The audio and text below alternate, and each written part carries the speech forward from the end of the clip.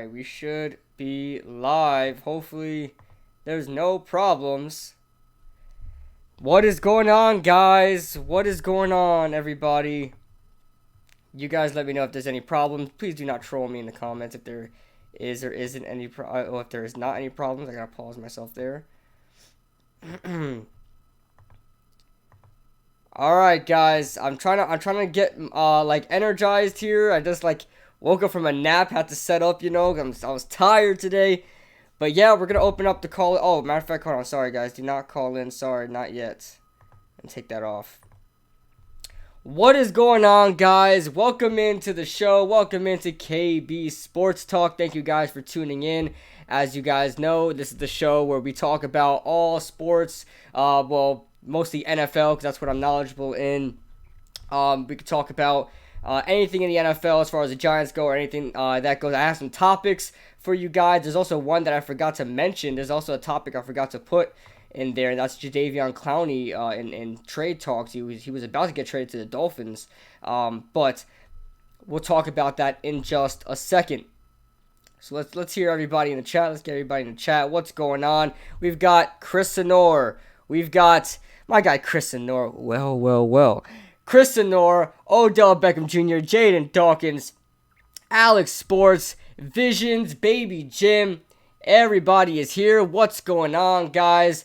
Well, OGR with the $5 super chat. Come on, it's not a Kid Blue stream without problems. I know. What is this? What is this? A stream without any issues? This can't be. I think it's gonna come on later on. I bet you guys, it's gonna come on later on in the stream. We're gonna see it. But what's going on, guys? I'm having a great day, having a fantastic day. I hope you guys are too. We got some things to talk about. If you guys want to check the description, we will talk about the topics in the description. First up, we could flip flop between these topics. I also remember the Jadeveon Clowney stuff. I want to talk about that as well. Jadeveon Clowney in trade talks. He was about to get traded to Miami until Miami. Matter of fact, we'll get that out the way right now. We'll talk about it right now. Listen. So you guys got to hear something.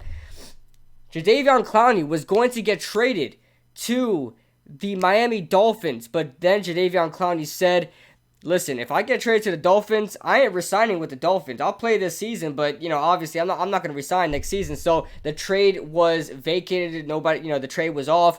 It was shut down, and Miami goes empty-handed, which is pretty savage in my opinion. And this is what I like. I like the players' sort of decision when it comes to trading, because when it comes to trading, players get traded or whatever, and we don't hear anything about it, and they wind up not even re-signing with the team that they traded with. You look at Golden Tate didn't even re-sign with the Philadelphia Eagles when he was traded, and basically Philly just gives up a third round pick for nothing. It's good to see that the player has a say where he wants to go. I don't want it to be like the NBA just yet. The NBA, the players have a little bit too much power, and it's crazy how they're saying that they don't have enough power. They have way too much power. They get to dictate not only where they go, but where their teammates go and who is signed to the team. I mean, you guys know how the NBA is. The players go out and do the recruiting and scouting. So, as far as that goes, I'm okay with the NFL having a little bit of power where they want to go. So Jadeveon Clowney was about to go to Miami. Now the Giants still have a chance. Our edge rush isn't great yet. Our edge rush isn't good. I'm still not confident in Marcus Golden, Lorenzo Carter, and O'Shane yet. I have to see more in this season, but I still think we need a top defensive end or top edge rusher, and I think Jadeveon Clowney is the guy. I just don't know what we would give up for him. We have a lot of. I just wish he hits free agency. I want him to hit free agency. I want him not to get traded until free agency because, at the offseason next year, we have $100 million to work with. So, you guys know we could pay for Jadeveon Clowney. I just hope he's not traded before then. But it looks like he may be traded before then, guys. Looks just as so. But, cough, cough, Paul George and Kawhi Leonard. Yeah, exactly. Talking about, I'm not going to sign with this team unless my friend is signed. What the hell is that? What the hell is that? KD and Kyrie Irving, hey, bro, we're going to meet up we're going to meet up with the Nets, all right? Cool. We're both going to sign with the Nets. Like, I mean, players in the NFL really don't do that, you know? The Giants signed tight end Jake Powell today. Yeah, I know. They also waived Alex Jenkins. They also waived Amba Edatawo. It sucks that Amba Edatawo has to go. He tore his ACL, man. We'll talk about that later on today because I have a candidate on who could be signed to the Giants that was just released a couple of hours ago. So let's go on through the whatever you call it, the topic sheet here. I'm still trying to wake up a little bit, guys. Still trying to wake up. Make sure you guys hit that like button. Smash that like button for me. Helps me out a lot. Helps this show get out to more people and everything like that. Thank you guys for tuning in as well. And I want to thank you guys. I want to give you guys a huge thank you for the live stream, the Giants versus Jets live stream. That live stream was phenomenal. You guys were awesome. I think we had like consistently like 70 people in the chat, 70 viewers, and you guys were just rocking. It was great. It was fantastic. The thing is, on Friday for the Bears game, I will not be able to stream that game. I'm so sorry, but I will stream after the game. So if you guys want to hang out with me after the game, talk about the game after, we can do that. We can talk about the game after. Don't know if there will be a call-in just because of how late it will be, but don't know just yet. Gman409, I mean, we're not doing call-ins just yet, but just hold on just a second. We're going to be talking about some stuff, and then we'll get in. Sam Dong, the infamous 253, is in the chat. What's going on, man? If you guys are interested in Seahawks content, go ahead and subscribe to him. So yeah, I can't stream the Bears game. Sorry about that, guys. But could the Giants turn Terrence Williams or Kelvin Benjamin to replace Golden Tate for the first 4 games? I don't know if they will make that kind of signing yet, especially that nobody could really replace Golden Tate that's in the free agent market right now. But we will talk about somebody that I do want in exchange for Golden Tate and his suspension. There's somebody I do want out there, but. Kid Bluey interested in playing some fantasy football? Yeah, I want to join a league. I want to join a couple of leagues. I got to get into it. I'm really not good at... I would say I'm good at fantasy football, but out of luck. You guys know, like, I really don't use any strategy. I just kind of go out there and do my thing. Like, there's no, like, tips and tricks I could give. I don't know. It's just logical for me. I'm just not... I can't really give you guys like a tutorial of how to do what to do. Well, I will try to start a league. The only problem is with fantasy leagues is that it only takes like the max like 20 people. So out of 2,000 subscribers, 20 people is I feel is unproductive. But I will try to do a fantasy league. I'm also gonna do a pick'em league for straight up picks. Anybody could join. There could be 2,000 people that join that. I want to do that for you guys. That would be fantastic. I'm gonna get that set up in the next coming days. I'm just lazy to do it. But I will get that set up in the next coming of days, and you guys will be able to join it. So let's talk about. I know everybody wants to talk about it, and I know everybody has talked about it already. But let's just recap the Giants preseason game, just so when you guys call in, if you guys need any talking points, I could pretty much provide that for you. But this preseason game went fantastic. Now, let's talk about the negatives because I think we talked too much about the positives, right? Let's get on to the negatives. Let's get on to what we didn't like about this game, because I think because of what Daniel Jones did, the only thing we were able to think about was the positives and what this team is going to do rather than what this team needs to work on. Don't worry, we will get into DJ Turtho. Don't worry, I know he's the main guy to talk about. We will get into DJ, but I want to talk about first the edge rush, okay? We thought we were going to fix that. We signed Marcus Golden. We drafted O'Shane Jimenez. Lorenzo Carter has been coming on as of late. But the edge rush is still a problem, guys. We did not get a sack. We did not get a sack until Jay Carlock showed up, and then after that, Terrence Fetty showed up and sacked the quarterback. But the starting defense didn't get any push.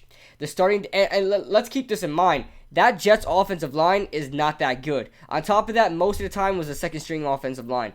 That offensive line was not good, and the fact that the edge rush couldn't get there is widely concerning. Now, yes, keep in mind, B.J. Hill did not play, and I know, obviously, these guys aren't going full speed, but we're not seeing anything like set in stone that our edge rush is going to be anything good yet. It's gonna be a problem, man, and I really want I really want a shot at Jadeveon Clowney, but the edge rush is a huge problem. Okay. Secondly, the linebackers, as far as the depth goes, looks decent, but it still needs a lot of work. As you guys know, Chris Herndon absolutely demolished us in the beginning of the game. A lot of guys down the middle demolished us. That's because of our inside linebackers. But I think Ryan Connolly will have that starting role soon enough, so we will see him with the first team. I think we will see Ryan Connolly just because of B.J. Goodson not really being consistent and still coming back from injury. We might see Ryan Connolly start this game. We'll see what happens. But I'm excited about that. So the inside linebackers is a problem. The next problem is our offensive line. Our offensive line played well towards obviously the backup offensive lineman didn't play well, but our offensive line, the starting offensive line, was okay. I really don't think it was where it needs to be right now. There was a lot of pressure, unnecessary pressure, but for the most part, and on top of that, they started off really slow. They started off not good. They couldn't open up any holes for the run game and things like that, but afterwards they were able to do that.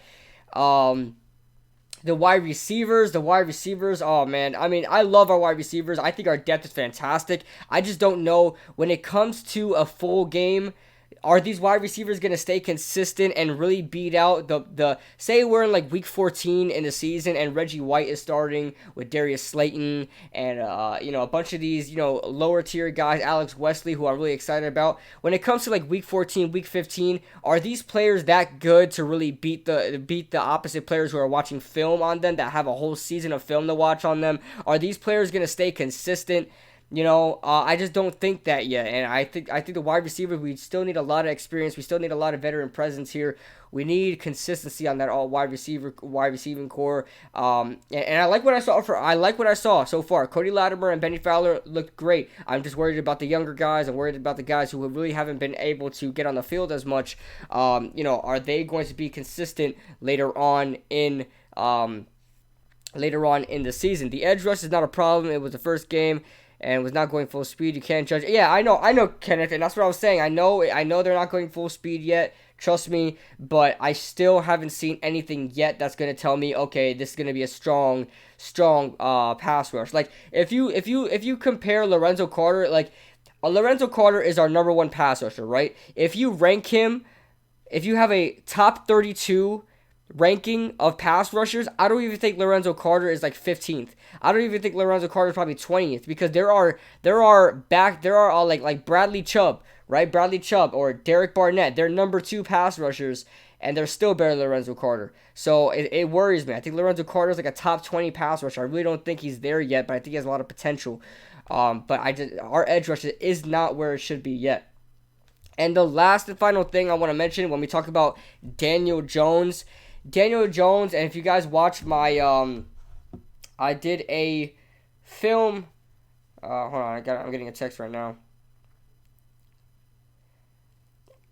I did a film review, if you guys remember, on Daniel Jones. Make sure you guys check that out. I'm really proud of it. I know I messed up a couple of times as far as the coverage goes, things like that, but that was with the naked eye. You guys in the comments definitely helped me out with that. But anyway, I mentioned with Daniel Jones that, how well he did, right? I only focused pretty much on the positives, but something you guys did hear me mention in that video, in the film review, is that he eyes his receivers too long. Now, there is that moment where you're like, oh, hey, maybe that's his first read, and he knew his first read was going to be open. Yes, but still, this is a rookie coming into the league that cannot mess that up, dude. You cannot eye your receivers down. Derek Jones. Yeah, I know. I kept saying Derek Jones, but it was really that Brown guy, number 40 on the Jets. Brown, he got killed. Oh my God. Oh my God. I might name that the new Terrence Mitchell Award. I might name that the Brown Award. I don't know. The player that's just having a bad day. Brown was having a bad day that day. I called him Derek Jones the whole freaking film review, but his name wasn't Derek Jones. But yes, the main gripe I have on Daniel Jones, he eyes his receivers way too long. When he's looking at Benny Fowler, he doesn't look anywhere else. He's just eyeing him down. He's not even looking at the backside, looking at the other receiver in the play side. He's not doing that whatsoever. I don't know if that's nervousness. I don't know if that's confidence in saying, oh, this guy is going to be open. But when you look at all of his completions, he's really not going through his reads. Okay, that worries me just a little bit. Like I said, that may be his first read. The two Benny Fowler throws were his first read. That was his first read on both times. But the other throws, he eyed Golden Tate obviously on that RPO. He was eyeing Cody Latimer on those two catches. So I'm worried about that a little bit. I'm hoping he goes through his progression a little bit more. I'm hoping he looks off the safety a little bit more. But yeah, that's something I did have a little negative on Daniel Jones that I want him to work on when I was watching him on film. Second, let's talk about, can Daniel Jones stay consistent? Now, I really don't have too much to say about this. You're not going to hear me go on for another 10 minutes talking about how I think or not think Daniel Jones is going to be consistent, but that's something I do want to hear from you guys when you guys call in, if you guys want to call in. But I'll give my quick opinion. I think for the most part, Daniel Jones will for the most part stay consistent. I just want you guys to be prepared for when Daniel Jones screws up. Like, Daniel Jones is going to have a terrible game, whether that's a preseason game or a regular season game. Daniel Jones is going to have a game where you're like, damn, that was bad. That was really bad. Okay, he's going to have those type of games where we question why we drafted him. Okay, it happens with every player, quarterback or not. You're going to see, especially a widely criticized and widely looked at player like Daniel Jones is, he's under the freaking microscope. Anything he does wrong, the media is going to break out. So just be prepared. If we play the Chicago Bears, guys, on Friday, and the Chicago Bears just completely figure Daniel Jones out, I want you guys to just relax. He's going to have his bad games, but I think in his career he's, for the most part, going to remain consistent. The fact of all the scrutiny he's been under, all the criticism he's been under the past couple of weeks and months, being drafted and getting booed multiple times, and the fact that he still came out there and threw 5 for 5 for 67 yards and a touchdown still tells me that this guy, if for the most part going to be consistent in the NFL, is not going to let the chatter and the talk really get into his head and really make him a bad quarterback and really make him less of what he actually is. So that's something I want to talk to you guys about. Can Daniel Jones stay consistent? Next up, let's compare the rookie performances. The quarterback rookie performances. Now I think Dwayne Haskins was somewhere around 8 for 14, 115 yards, something like that, and a touchdown and no touchdowns, I don't think, and 2 picks. He did some good things there. He had like a 27-yard gain to a receiver. But I don't want to sugarcoat this, okay? I'm not gonna be like very soft and be like, oh, wait, he just had a bad game. He's a rookie. Yes, I'm gonna keep that right there, right? He's a rookie. He's gonna have his bad games. I really don't think we should rag on Dwayne Haskins any more than we should. But we need to talk about those interceptions. Those interceptions that Dwayne Haskins threw were god awful. They were god-awful. And yes, Dwayne Haskins has the intangibles. He has a great arm. He has decent accuracy. I love what Dwayne Haskins can do. I love his potential moving forward. And the fumble as well. Turtho just mentioned the fumble for, a touchdown or a safety? It went into the end zone, I believe. But that was ridiculous as well. Ball security, you need to work on that. And here's the thing, guys. That's exactly what the Giants didn't want. What happened after... Remember when I was talking to you guys about Dwayne Haskins before the whole drafted situation? I was like, listen, if we draft Dwayne Haskins, I'm worried. With the bad offensive line we have, I'm worried. He is not going to be He's not going to be able to get out of the way. He's not going to be able to shift in the pocket, to move in the pocket. He's going to be there like a sitting duck, and he's going to get hit, and it's all going to be reliant on if he can secure the football or not. Dwayne Haskins is a sitting duck. He has very, very minimal, besides of what Stephen A. Smith may tell you, this guy cannot move. Dwayne Haskins is a sitting duck under pressure. He had a fantastic offensive line in Ohio State. So, when he was under pressure, he didn't have it much often. If he was drafted by the Giants, holy crap, this guy was going to struggle. More so than Daniel Jones would have ever done. Forget about the arm, forget about the accuracy. It all starts with the offensive line. If you have a terrible offensive line, Dwayne Haskins will not succeed. So Daniel Jones fits this offense almost to the nail. To the nail. He fits this offense. Not only because of what we run, this West Coast scheme where we go through our progressions with quick throws and RPOs, he's fitting in just right. Not on top of that, he fits the media just right. He handles the media extremely well. You guys know Dwayne Haskins, when he was drafted, did not handle him being drafted or not taken by the Giants very well. So he would not have bode well with New York media. And on top of that, Daniel Jones is mobile. So if the pocket does break down, he has just a bit of mobility to get out of the way. Now, Daniel Jones isn't a world beater. This guy isn't a track runner, but he can get out of the way. He can make plays with his feet. And quite frankly, Dwayne Haskins can't even run a rollout in the right fashion with the right speed. So that's something I am worried about with Dwayne Haskins. Now, let's talk about Kyler Murray. Kyler Murray had himself a decent day. Now, he didn't throw for a touchdown. He had one incompletion. And he had like 44 yards. I think it was like 6 of 7 for 44 yards. I'm not thoroughly impressed. I'm just impressed of what the stats are not impressive, okay? You're looking at 44 divided by 6 is like somewhere around 7 in a decimal, right? 7 and some change yards per attempt, or yards per completion. That's not very good, okay? And then you look at his film. Look at Kyler Murray's film of what he was able to do, and how he looked in that offense. I think the ball came out very smoothly. I think he knew what he was doing. I think his awareness as far as where the pass rush goes was there. His awareness of when to tuck the ball was there. But there was a time where he was sacked, and I was like, that's exactly what I saw in Oklahoma. When he's under pressure, he doesn't know what to do sometimes. Sometimes he's like, should I run it, should I not? And he kind of gets confused, and he winds up getting hit, and he winds up getting sacked.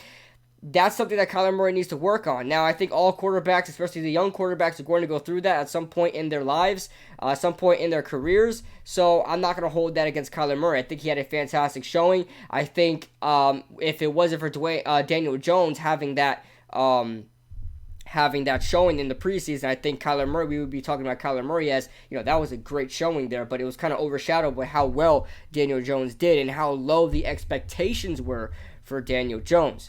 So I'm going to be right back and grab myself a soda real quick because I am thirsty. I'm parched right now. I just woke up from a nap. So I just need something to drink. All right. Haskins, O-lineman. Oh, yeah, we will talk about the Redskins. We will talk about the Redskins with Trent Williams. And Trent Williams is interesting. We have some news, man. We have some news. And I want to talk about, matter of fact, that's our next subject right now. I want to talk about, let me take the sip of some vanilla Coke, man. This stuff, yes, it may clog your arteries sometime during the future, but this stuff is great. This stuff is freaking good.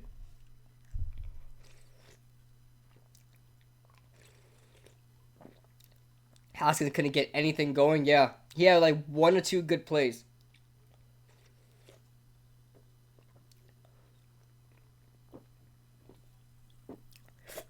Yeah, Will Grier didn't do as well as I thought he would. Vanilla Coke, yes. Yes, vanilla Coke is great. But Will Grier didn't do as well as I thought he would. Drew Lock is... man, I really wanted to see more from Drew Lock, man. I think he has the potential, man, but... orange vanilla, you gotta try it if you haven't already. That sounds disgusting. I'm not gonna lie. It sounds gross. I hate orange soda. I hate everything orange. I like oranges, but I hate everything orange.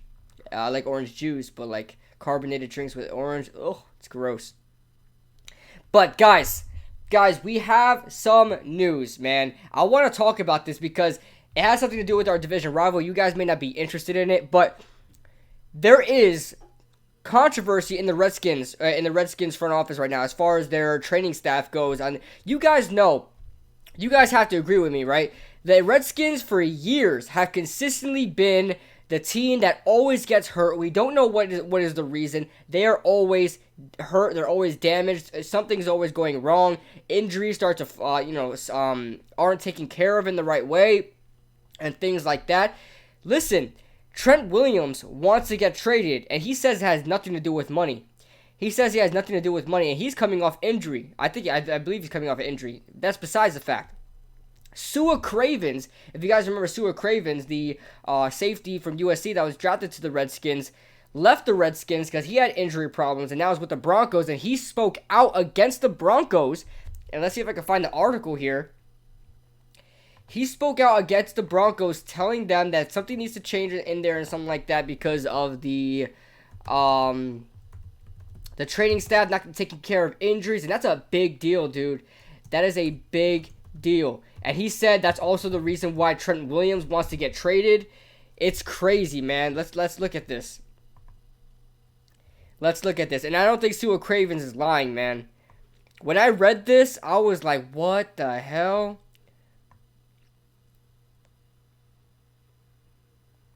Alright, let's check this out.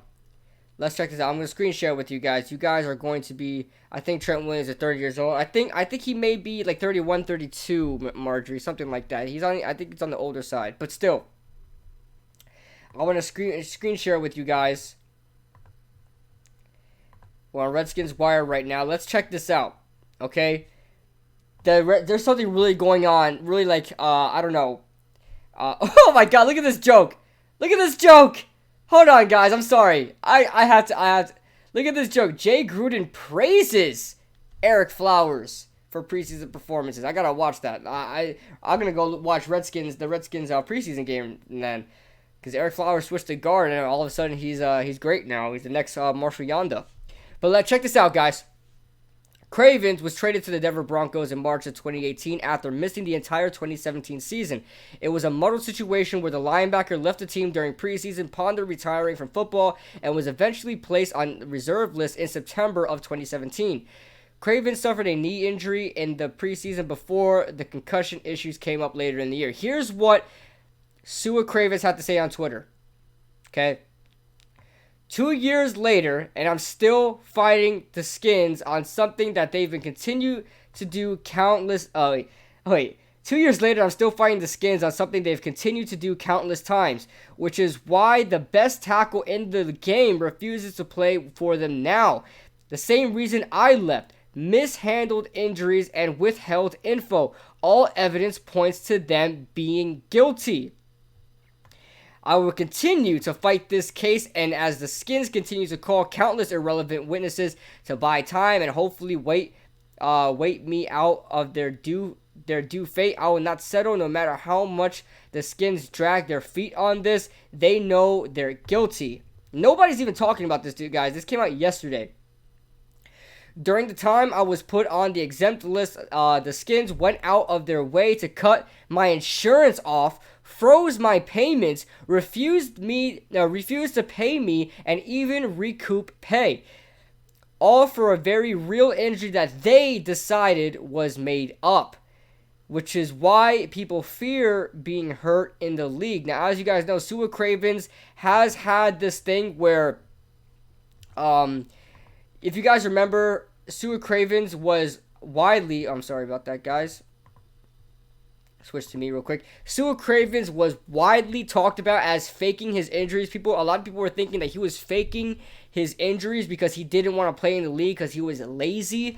And I guess somebody in the Redskins came up with that, say, hey, that's the storyline we're gonna use. Sua's lazy, and that's why we don't want to pay him or anything like that. That's really grimy, man. That is really, really grimy. Now, Sua did contemplate retirement and didn't feel like he had the love for the game anymore. But still, let's continue on. Hold on, guys. There you go. Let's continue on. Let me move this here. I will not be intimidated, nor will this go away anytime soon, Skins. The evidence in court shows your guilty actions. The lies and mixed stories your witness provided have all been proven false. Use the CBA to your advantage all you want. I will still win. You will not.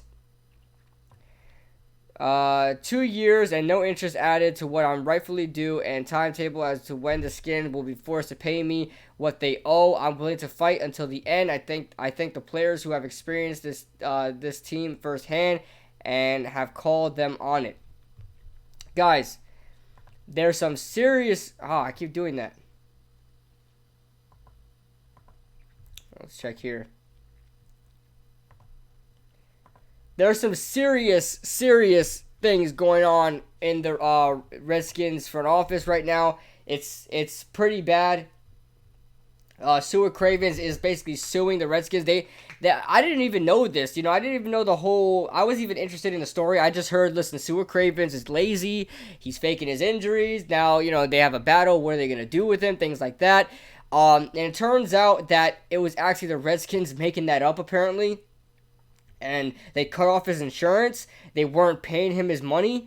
And they were basically saying to the media that he was faking his injuries. They're getting little birdies out saying that he's faking his injuries. That's insane, man. This needs to be a big story. That's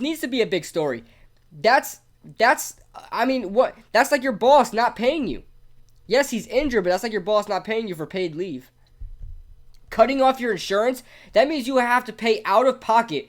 You would have to pay out of pocket for whatever injury you're trying to treat. Medical bills, pills, all of those treatments, all that stuff. Insurance, you need insurance for that stuff. Football players, when football players get injured and they break their leg or something like that, yes, they're going to have to pay some copay. Or they have to have insurance. They're just not like, oh, we'll fix you up right away. You're an NFL player, we'll fix you up right away. No, it doesn't work like that. They cut off his insurance. Any injury he had, he would have to pay for himself. So, that sucks, man. That really does suck. Dan Snyder's always swept stuff under the rug. Of course, it's gotten lack of coverage. Of course, yeah, and nobody's talking about this. You know how I found out about this? Louis T. If you guys watch the Louis T Network, I saw this. He put a video out about Stuart Cravens exposing the Redskins, and I'm like, what the hell is this? And I'm over here like, why is Trent Williams, one of the best tackles in the league, refusing to play with the Redskins? He wants to be traded ASAP. He will not play. He came out, and his agent came out saying, this has nothing to do with money. He's not saying he's overpaid. He's not saying he's underpaid. He is saying...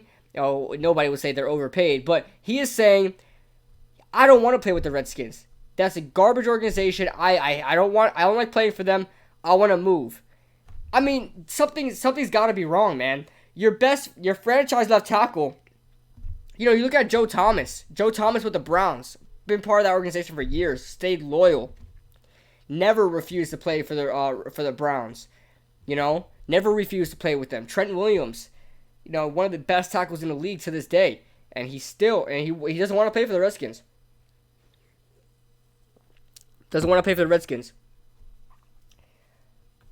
King Andy says, this actually makes me sick to my stomach. Yeah, man.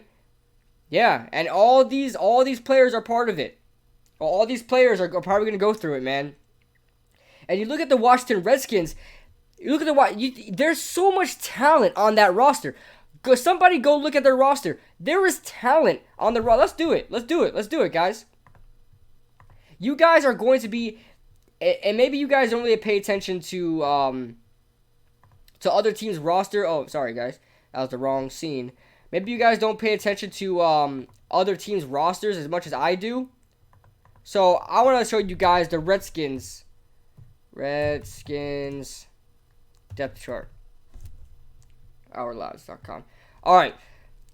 Look at all their players and how much great players they have on there. And you will be like, how the hell is this team not making the playoffs? And how the hell did this team never make the playoffs? So, as you guys know, their wide receiver core isn't great. It isn't fantastic, but it's okay. But look at their running backs, dude. Darius Guice, Samaje Perine. Keep in mind, Darius Geis out for the year. Samaje Perine, I believe he was out for the year. Chris Thompson out for the year. AJ Peterson, he's only been there about 2 years. You look at Rob Kelly, the other running back that was there. He's not. I don't think he's with the Saints anymore. I think they cut him. But he was out for the year. They had a huge problem with the running backs getting injured, man. Huge problem. Huge problem. Look at these guys. Where is he at? Oh no, they cut him. Mason Foster, he got hurt a lot. Where's the other dude? The other inside linebacker, he always got hurt as well. He's not on the roster, I don't think, anymore. Yeah, but he got hurt a lot. I know some cornerbacks here were hurt as well. I mean, look at this roster too. Look at this roster. Josh Norman, Fabian Moreau, who I think is pretty good. Dominic Rodgers-Cromartie, man. Why would you do this to us, bro? Why would you do that to us? Ryan Kerrigan, Ryan Anderson, Matt Ioannidis, Deron Payne, Jonathan Allen, Vernon Davis, Jordan Reed, Morgan Moses, Brandon Scherf, Eric freaking Flowers. But they got a lot of guys on here, man. A lot of guys on here that this roster is great, but it's going to go through a lot of freaking injuries, man. Let's see if they have it. Oh, look at Reuben Foster hurt. Trent Williams, obviously, he doesn't want to play. But Reuben Foster out for the year. I believe he was out for the year with the during OTAs.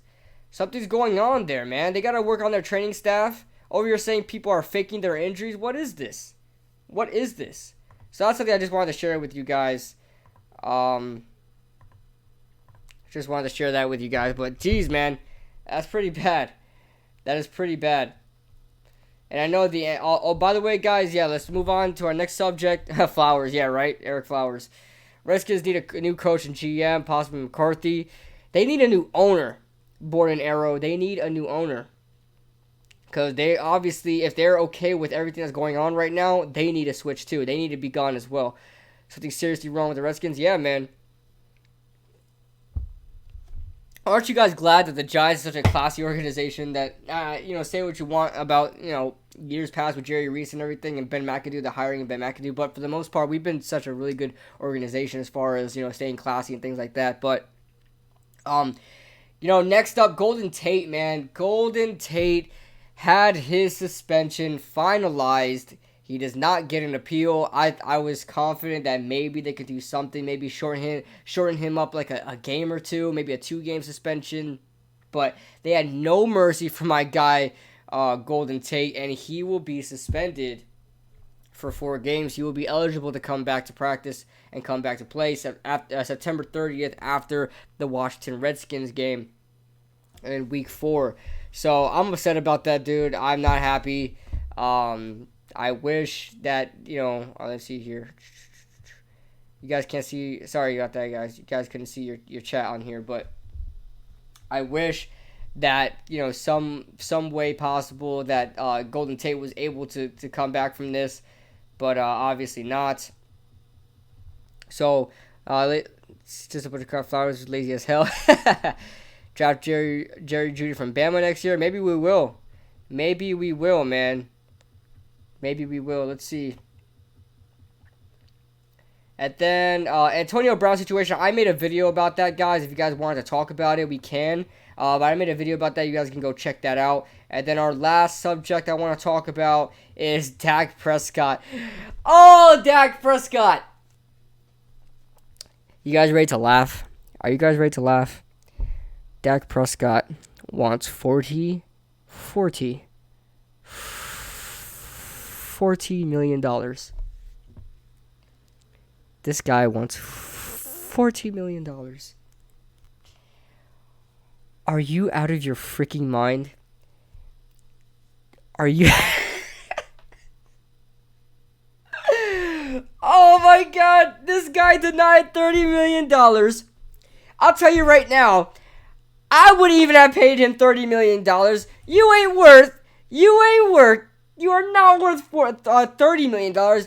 What makes you think you want to be the highest paid player by $5 million in NFL history? When has that ever happened? You always see players kind of hit them just a little bit as far as who's paid the highest. This guy, I think the highest paid player in the NFL right now might be Aaron Rodgers with that $35 million contract, right? He wants to get a whole $5 million over Aaron Rodgers. Are you out of your mind? Are you out of your freaking mind? Now, I get it. The way players are played, the way players are paid is not based on where you rank as a player in that position, right? The highest paid wide receiver in the NFL. Who is that? Michael Thomas, I believe. Michael Thomas? You guys correct me if I'm wrong. He's not the best receiver in the NFL, but everybody's okay with it because he's one of the best receivers in the NFL. You get me? But Dak Prescott isn't even top 10. He's not even a top 10 quarterback. Name me all the quarterbacks that Dak Prescott is better than. You're telling me there's only like 5 quarterbacks better than Dak Prescott? No way. Dak Prescott wants $40 million. $5 million over Aaron Rodgers. Now, I could understand if he wants to get more than Carson Wentz, but yet I can't at the same time.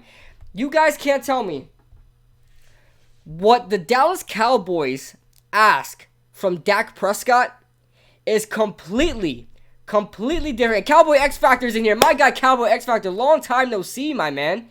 Welcome to the stream, my guy. Make sure you guys hit that like button in the chat, guys. Hit that like button, so smash that like button for me. Helps me out a lot. Appreciate you guys. But you guys can't tell me that what the Dallas Cowboys ask from Dak Prescott is the same from what the Philadelphia Eagles ask from Carson Wentz. In no way does it correlate whatsoever. Now, Carson Wentz league average makes about $32 million a year. I didn't look up the numbers, but it's per Will Kane. Will Kane looked it up. $32 million a year. Dak Prescott does not deserve the same amount of money. Why? Because the offense does not run through Dak Prescott. It runs through the running game. It runs through Ezekiel Elliott. Okay, that is a running team. If anybody deserves to get paid, it's Ezekiel Elliott. Dak Prescott, while I may think he's worth $25 million, and I think that's pushing it, because he is a better quarterback in the NFL. I will give him credit. He is a better quarterback in the NFL. He is not a top 10 quarterback in the NFL. You would not pay the 10th best quarterback. Even if he is top 10, you would not pay the 10th best quarterback top tier money. The most money in NFL. Not the most money from a quarterback, but the most money ever by a player in the NFL. You're telling me that Dak Prescott is worth being the highest paid player in NFL history. The 100 and some odd years that the NFL has been around, you're telling me that Dak Prescott is going to be the first player in NFL history to get paid $40 million. Is that what you're telling me? Is that what you're telling me right now? Are you out of your mind? Are you out of your mind? I'll tell you right now, Dak Prescott's not going to be a quarterback for Dallas Cowboy for much longer. He's not. And I'll tell you right now, nobody's going to pay. Nobody's going to pay him 35. Nobody's going to pay him 33. He might get lucky to get 30 again. He might get lucky to get offered 30 again. He is not getting over $35 million. Why would you pay that much? What does he put on the field for you? Is he a game changer? Does he put the team on his back? When? Where? I only saw Dak play great without Zeke week 17 against the Giants last season. Exactly, and that game didn't even matter. Cowboy X Factor even says it. You got Cowboys fans even saying it. Okay? And Cowboys X Factor isn't the only one. I'm not going to put him under the spotlight. There are other Cowboys fans saying, what the hell is Dak thinking?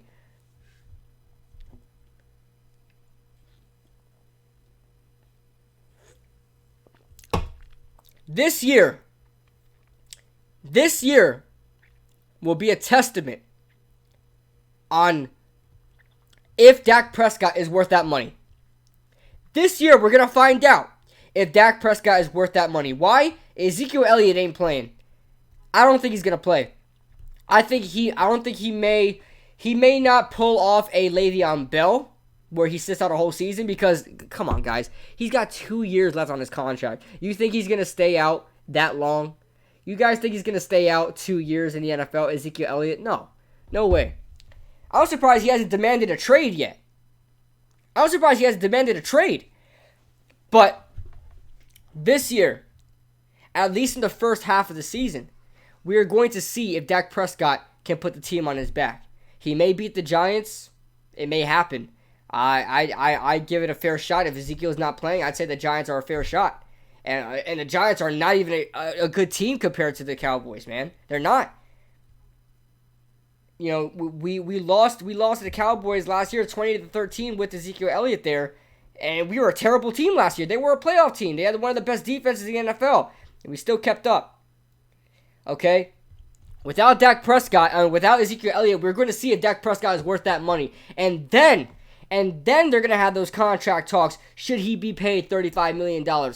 I guarantee you, if Dak Prescott takes this team without Ezekiel Elliott to like a 9-7 record and possibly make the playoffs, he's still not getting $40 million. I'll just let you know that. He's still not making $40 million. He can't make $40 million. Nothing is going to work in his favor. He would have to go 14-2 without Ezekiel Elliott to make the playoffs and go far in the playoffs. Not just one and done. Lose to the Seattle Seahawks in a wild card round or something like that.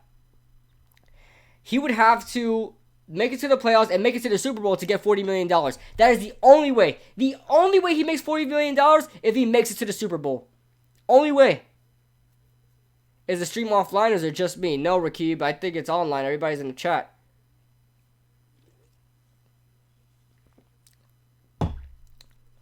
Man, that's crazy, man. That is crazy. Russell Wilson's at $35 million. Russell Wilson had his contract talks for $35 million. Russell Wilson is 10 times the quarterback Dak Prescott is. 10 times. You're talking about a Seattle Seahawks offense that they... Look, let me tell you how good Russell Wilson is. Let me tell you guys how good Russell Wilson is, okay? That team tries so hard to be a running team. They get all these running backs. They're drafting running backs in the first round. They're a power run offense. That team wants so hard to be a running team, but Russell Wilson is so good as a passer. They can't be a running team. They have to utilize Russell Wilson. He's too good. He's too good of a thrower. He's too good. He puts the team on his back. He knows what he's doing. Russell Wilson is like Steph Curry of the NFL. Tell me he's not. Tell me he's not. Russell Wilson is like the Steph Curry of the NFL. Okay? You could try so hard to build all the, the Golden State Warriors brought in KD. They brought in Klay Thompson. They brought in, they had Draymond Green. They have all these star players there. The Seahawks had all these great players there. The Golden State Warriors tried so hard to make this, a balanced team, but it was still about Steph Curry. Okay? With the Seattle Seahawks, it's still about Russell Wilson. You could bring back Marshawn Lynch. Marshawn Lynch was great. It was still about Russell Wilson. That team is trying to be known for running, in which they are. They are known for being a running team. They were the number one rushing offense in the league last year. But it was still off of Russell Wilson. How is it that a quarterback can look so good, but the offense is number one in rushing that year? How is it? Because Russell Wilson is that good.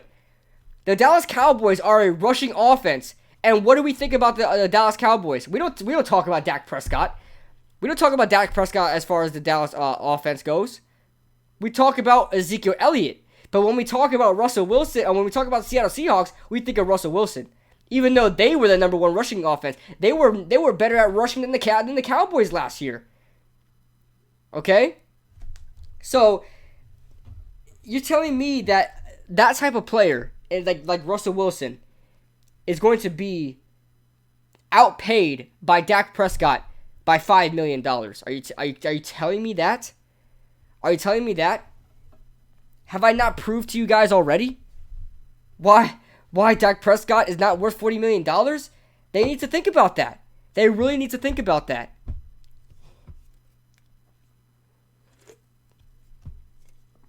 I'll tell you right now,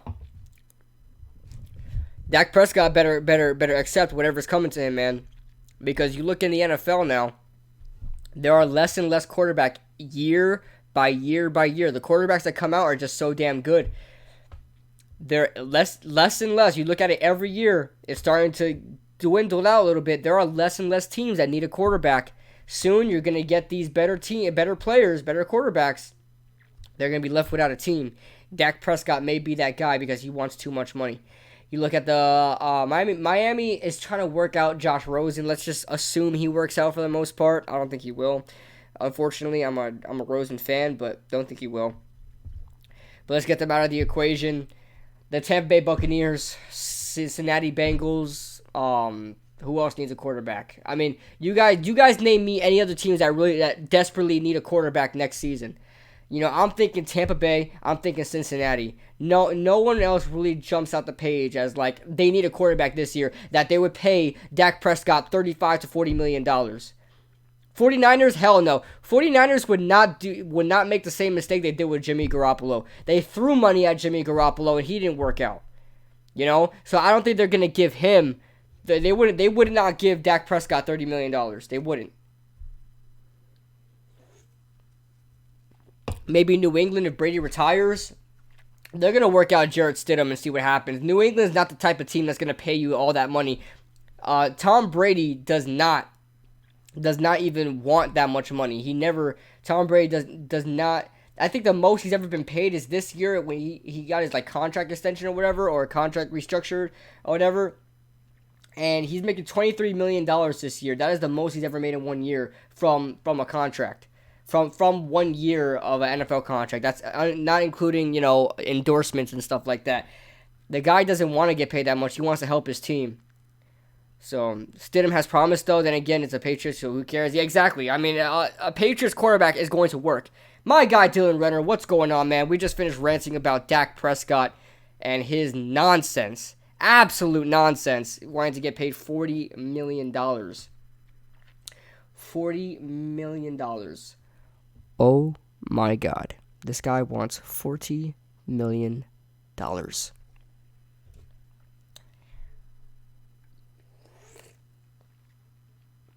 So, it's ridiculous. I'm telling you guys right now, besides Tampa Bay and Cincinnati, there are maybe Miami. If they really give up on Rosen, maybe Miami. But there are only two teams, in my opinion, that desperately need a quarterback next year. And I'm sorry, Dak Prescott is not going to be paid by those teams either. They're not going to. How much did Cousins get? I believe Cousins is receiving 34, 33, something like that. KB ASMR, please. What's going on, guys?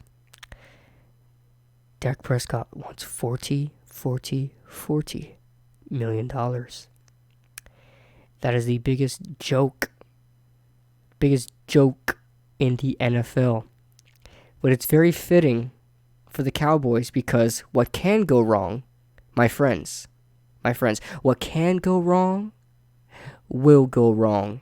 Can I get a hallelujah? Can I get an amen? What can go wrong will go wrong because they are just the Dallas Cowboys. Anything that can go wrong, oh yeah, it will go wrong. The accident waiting to happen, the Dallas Cowboys. Can I get a Stephen A laugh? He has so many laughs, I don't even know which one you're talking about, Duran. He has so many laughs, but I hate Stephen A when he talks about politics and stuff like that. I want him to keep politics out of that. But Stephen A. Smith, when he talks about the Cowboys, I'm glued to the freaking screen. I'm glued to the screen. He came out with a video, guys. You guys want to watch a video together? You guys want to laugh at the Cowboys with me? Let's laugh at the Cowboys. Let Stephen A. Smith. Let's see here. Hold on. All right. You guys want to laugh? You guys want to laugh with me? You guys want to watch a video with me? I'll screen share it. We won't get copyrighted. Don't worry. ESPN doesn't copyright. Let's watch a video together, guys. Then we'll open up the phone lines. I'm sorry, guys. I'm just having too much fun with this. You think the Giants would trade for Clowney? Nations, I hope so, man. I hope so. Carvinator, what's going on? What's going on, Carvinator? Welcome to this chat. I seen you earlier as well, Carvinator. Don't think I forgot about you. If Cowboys actually give Dak the money expected Zeke to get traded, listen, they would be so stupid. The Cowboys would be so stupid. Like I just said before when we were talking about Russell Wilson. When you think of the Dallas Cowboys, you think of Ezekiel Elliott, not Dak Prescott. When you think of the Seattle Seahawks, even though they're the #1 rushing team, you still think of Russell Wilson. The Cowboys would be stupid into giving Dak Prescott money and not Ezekiel Elliott. They would be absolutely retarded to do that. Odell Beckham, appreciate the $2 donation, my friend. Thank you for the super chat so much. What would you give up for Clowney? What would I give up for Clowney? As I load up, I'm gonna load up. I'll answer your question in just a second, man. I'm gonna load up the ESPN video so we can watch it together. Let's laugh together, guys. Let's laugh together. Stay off the weed. Duh. He said that like 2 days ago. I was dying. Oh, what would I give up for Jadeveon Clowney? Man, so what do the Texans need? What do the Texans need? I assume there has to be a player involved as well, guys. I'm talking there might be he's an edge rusher, so they command a lot of draft value. These edge rushers, they command a lot of draft value. So, by the way, Odell Beckham, I don't know if I said thank you, but thank you so much for the super chat, my friend. Boom! $2 holla. Boom! I can't do it like the Bad Dog. He's too good at it. That's blasphemous! Oh, that's so blasphemous! Oh my god! Oh my god! I don't even know what I was talking about. But okay, what would we give up? They need offensive line, but we don't even have the offensive linemen to give up, really. A first-round pick for sure, guys. First-round pick for sure, because edge rushers command so much draft capital. So, first-round pick.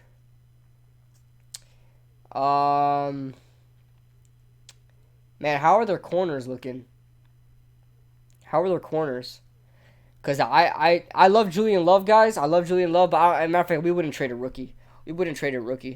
Because we have so much depth as far as the cornerback core. Trust me, I love Julian Love. Don't get me wrong. Nobody kill me in the comments. But when you have so much of something, you could use that as draft capital. I would trade Julian Love for Jadeveon Clowney any day. I think everybody would agree with me on that. Jackrabbit. Oh my God, Nations. You are freaking right, man. I didn't even think about freaking Janoris Jenkins. First round pick and Jackrabbit. But do they need corners? They already drafted Greedy Williams? No, we're not talking about the Browns, CP. We're not talking about the Browns. We're talking about the Texans. They need corners?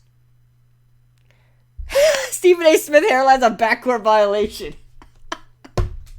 That's a good one. That's a good one. Turtho says Rod Smith. Yeah, but Rod Smith could be cut anyway. I don't think the Texans would take that. Because the Texans know that Rod Smith could be cut. So they will wait till after anyway. I love that. I love that. A first round pick, Janoris Jenkins, and a third round pick. How does that sound, guys? Yeah, Kevin Johnson is with the Bills now. Yeah. Are you sipping on that Go Juice, aka Vanilla Coke? Yes, John Schmidt. Hold on. Do we have another Vanilla Coke member over here? Do we have another Vanilla Coke fanatic over here? My guy, John Schmidt. Huh?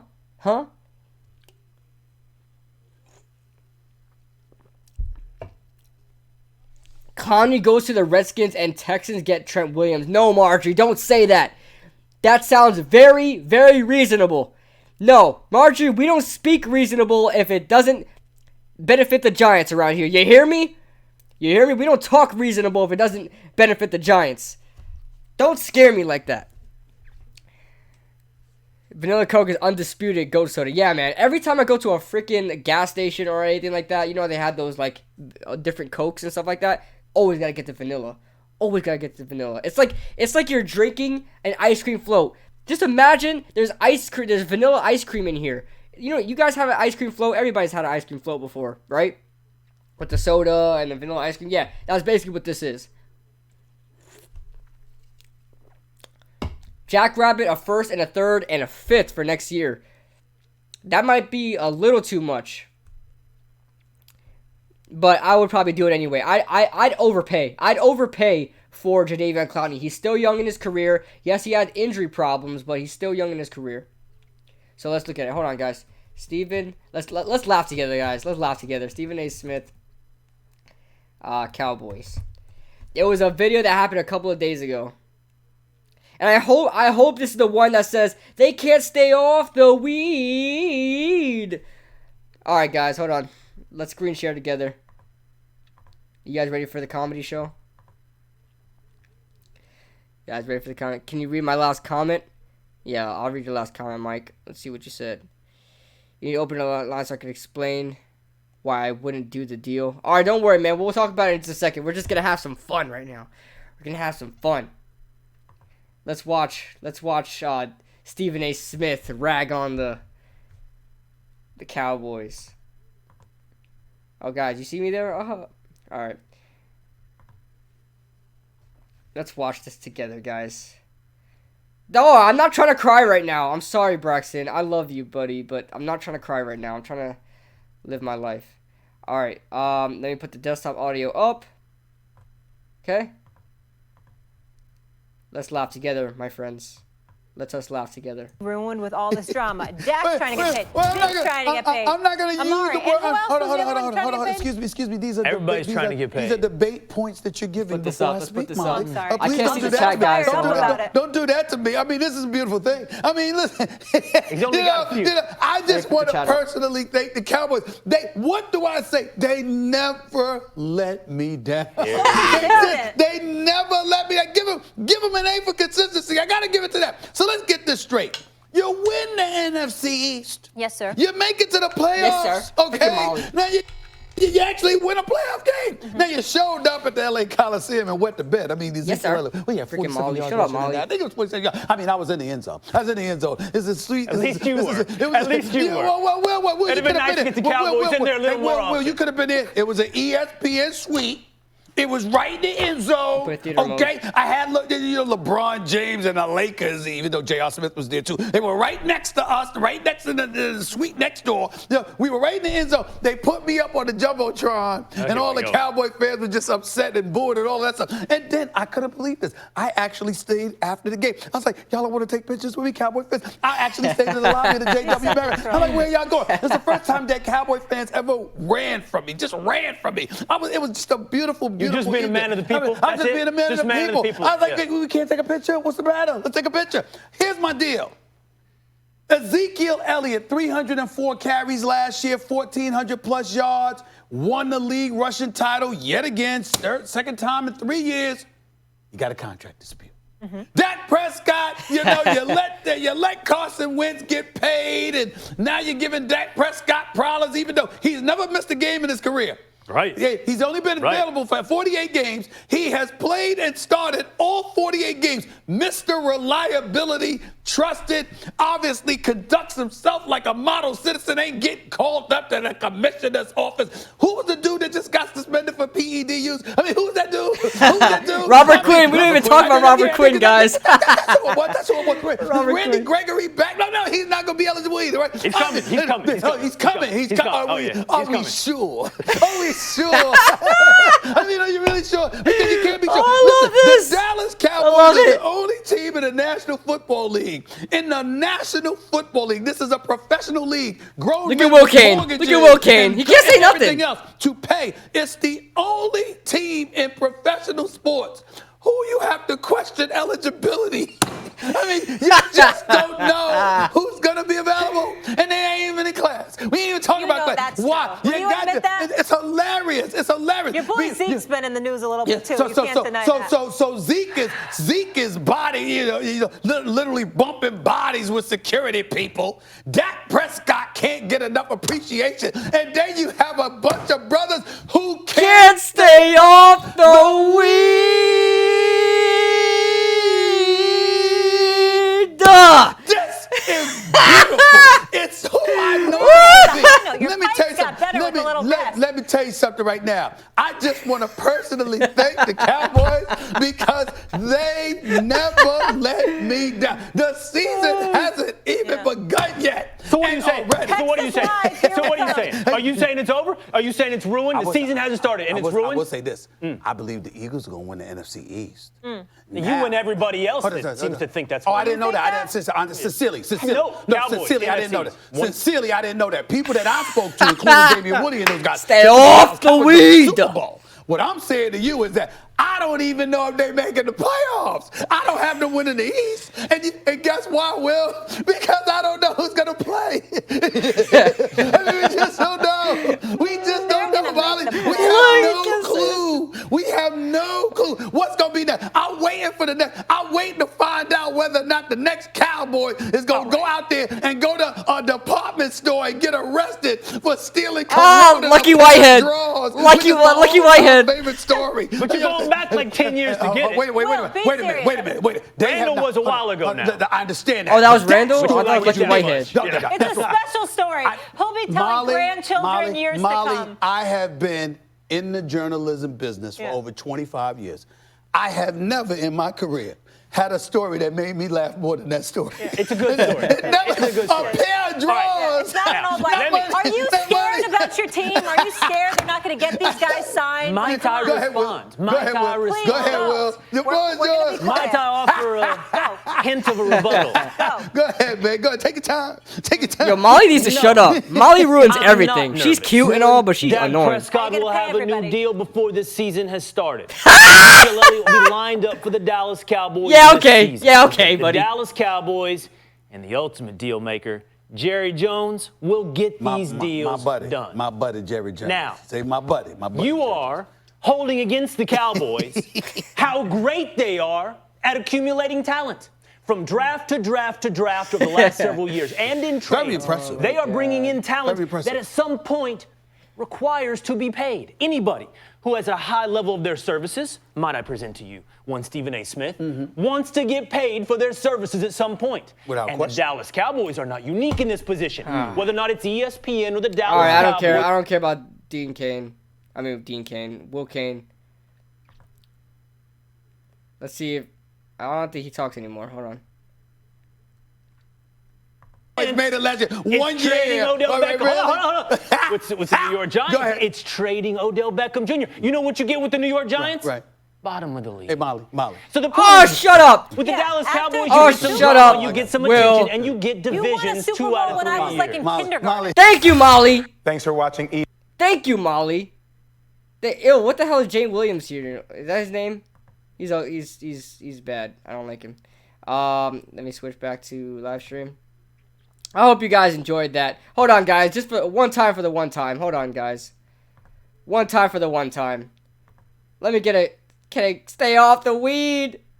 They never let me down. I think that's. I didn't know that. Sincerely. No, Cowboys. Season hasn't started, and it's me down. The season hasn't even. I know really them to be.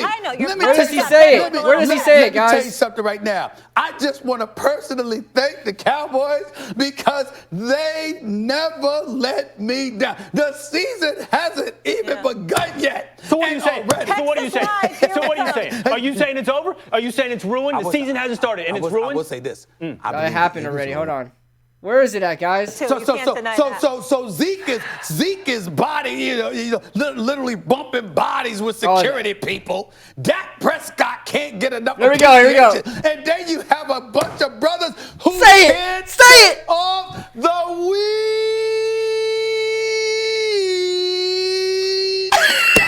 This is beautiful. It's who I know. Oh my God, that is beautiful. It's beautiful. It's beautiful, guys. Let me switch back to the chat. Oh my God. That was some he had a lot of good note progression there, man. Very good. I love the shift in the notes. Very wavy. Love it. Absolutely love it.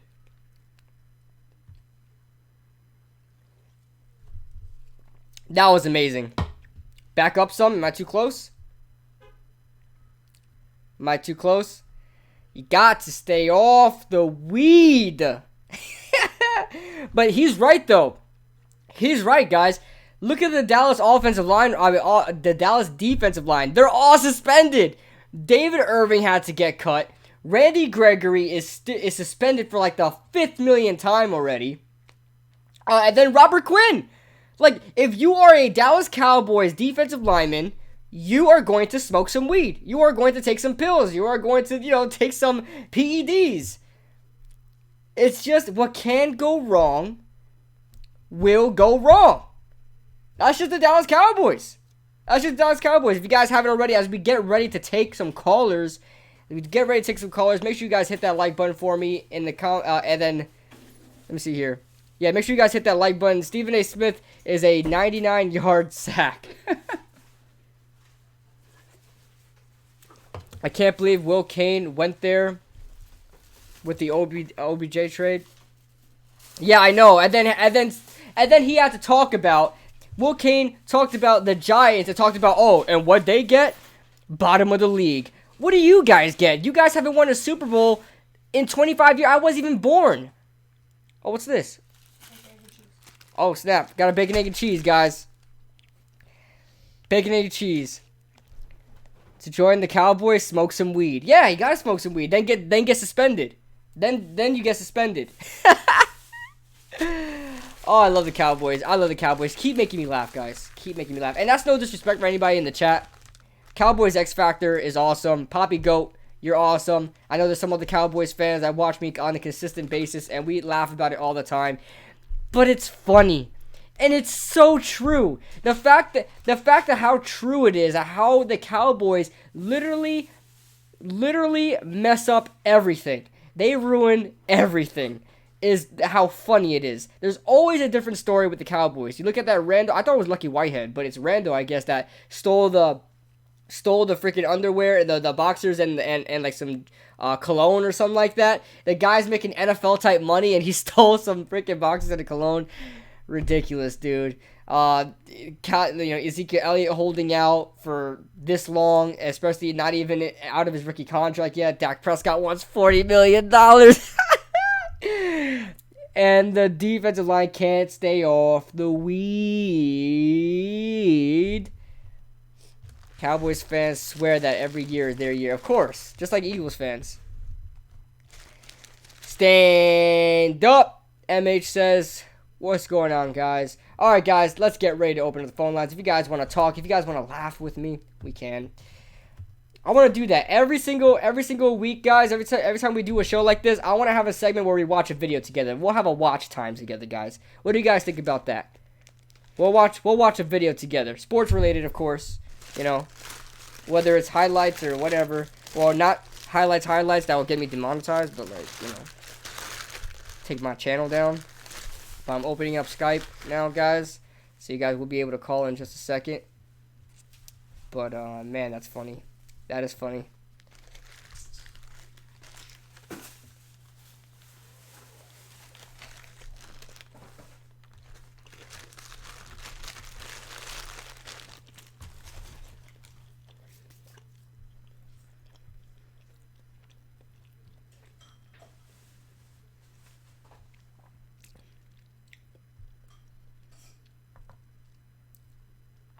Oh, for a second I thought it was going to let me go into Skype. Sorry about that, guys.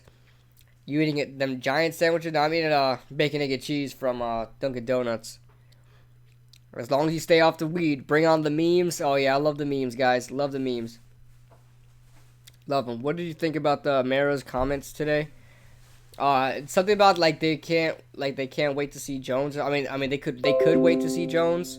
I don't know, something like that. But here's the number, guys. I think somebody's already calling me, so let me try to pick it up. I'm getting a bunch of missed calls. I'm not getting any calls. I guess because I just signed on. Alright. Uh-oh. Know who this is.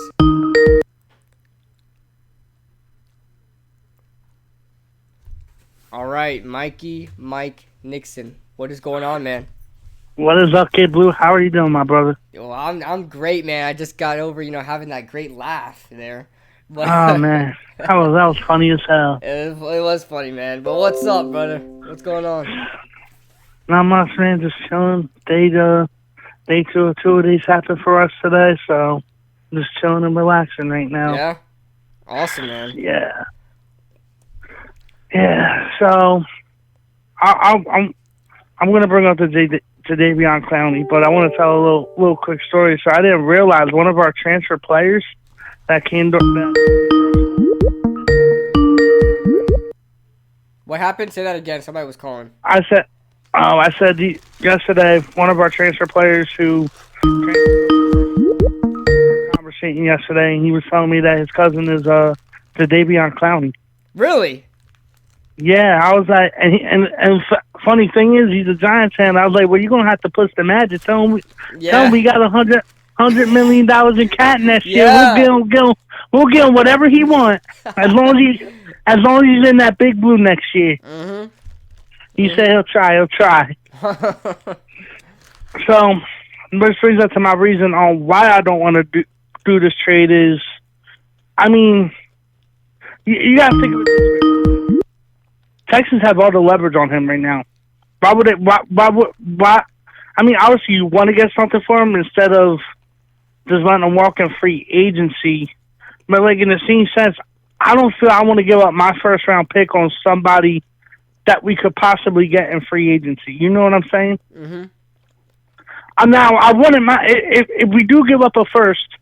I wouldn't mind being 2021, but I want to keep this first round pick this year because this is a very talented draft next year. Very talented draft. I understand that.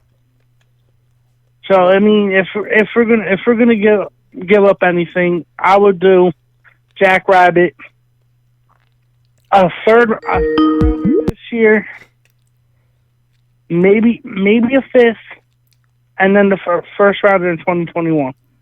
I know it's a lot, but in the same sense, we're getting an elite pass rusher.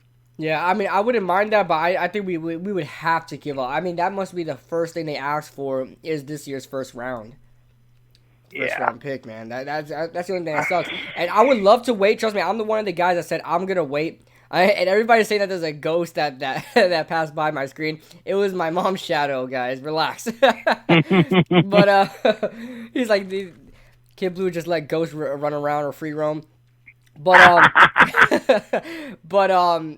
with the Jadeveon Clowney, he's gonna get traded like before the season. It might happen before the season starts because they trade with Miami tried to go down, but Jadeveon Clowney said he would not sign a long-term deal with. Was there any details on that trade or nothing? No, it didn't reach that far to the public. The only thing that reached to the public was that there was a deal that was going to go down, but it wasn't set in stone yet because Jadeveon Clowney did not approve and he did not want to have a long-term deal with them. Mm-hmm. Which the Miami Dolphins are smart for doing that. Why would you trade for a player that doesn't want to stay there? Or why would you trade for a player just for a year then they let go? Especially a star like that. I wonder what was involved though. Obviously a first rounder, but what? Like if they were asked for man. I would love to know what they're asking. Do you think it could? I mean, as much stupid as it sounds, do you think? It couldn't have been no like Xavier Howard. I don't think so. I don't think so. They're trying to. They could have asked for like a Kenyon Drake or even like a Balaj. Oh, Balaj, yeah, but Balaj is like getting into that starting role as running back right now, so I don't know if they would. Mm-hmm. But it's hard for me to imagine that they would trade even any players because their roster is so down in the dumps. Actually, they could have asked for one. They could have asked for one of their receivers because didn't Kiki Kuti just recently get injured? He did? Kiki? I don't know if it was serious, but I could have sworn I heard that Kiki Kuti got hurt. Mm. But I mean, like I said, of course, would love Jadeveon Clowney. We get an elite pass rusher.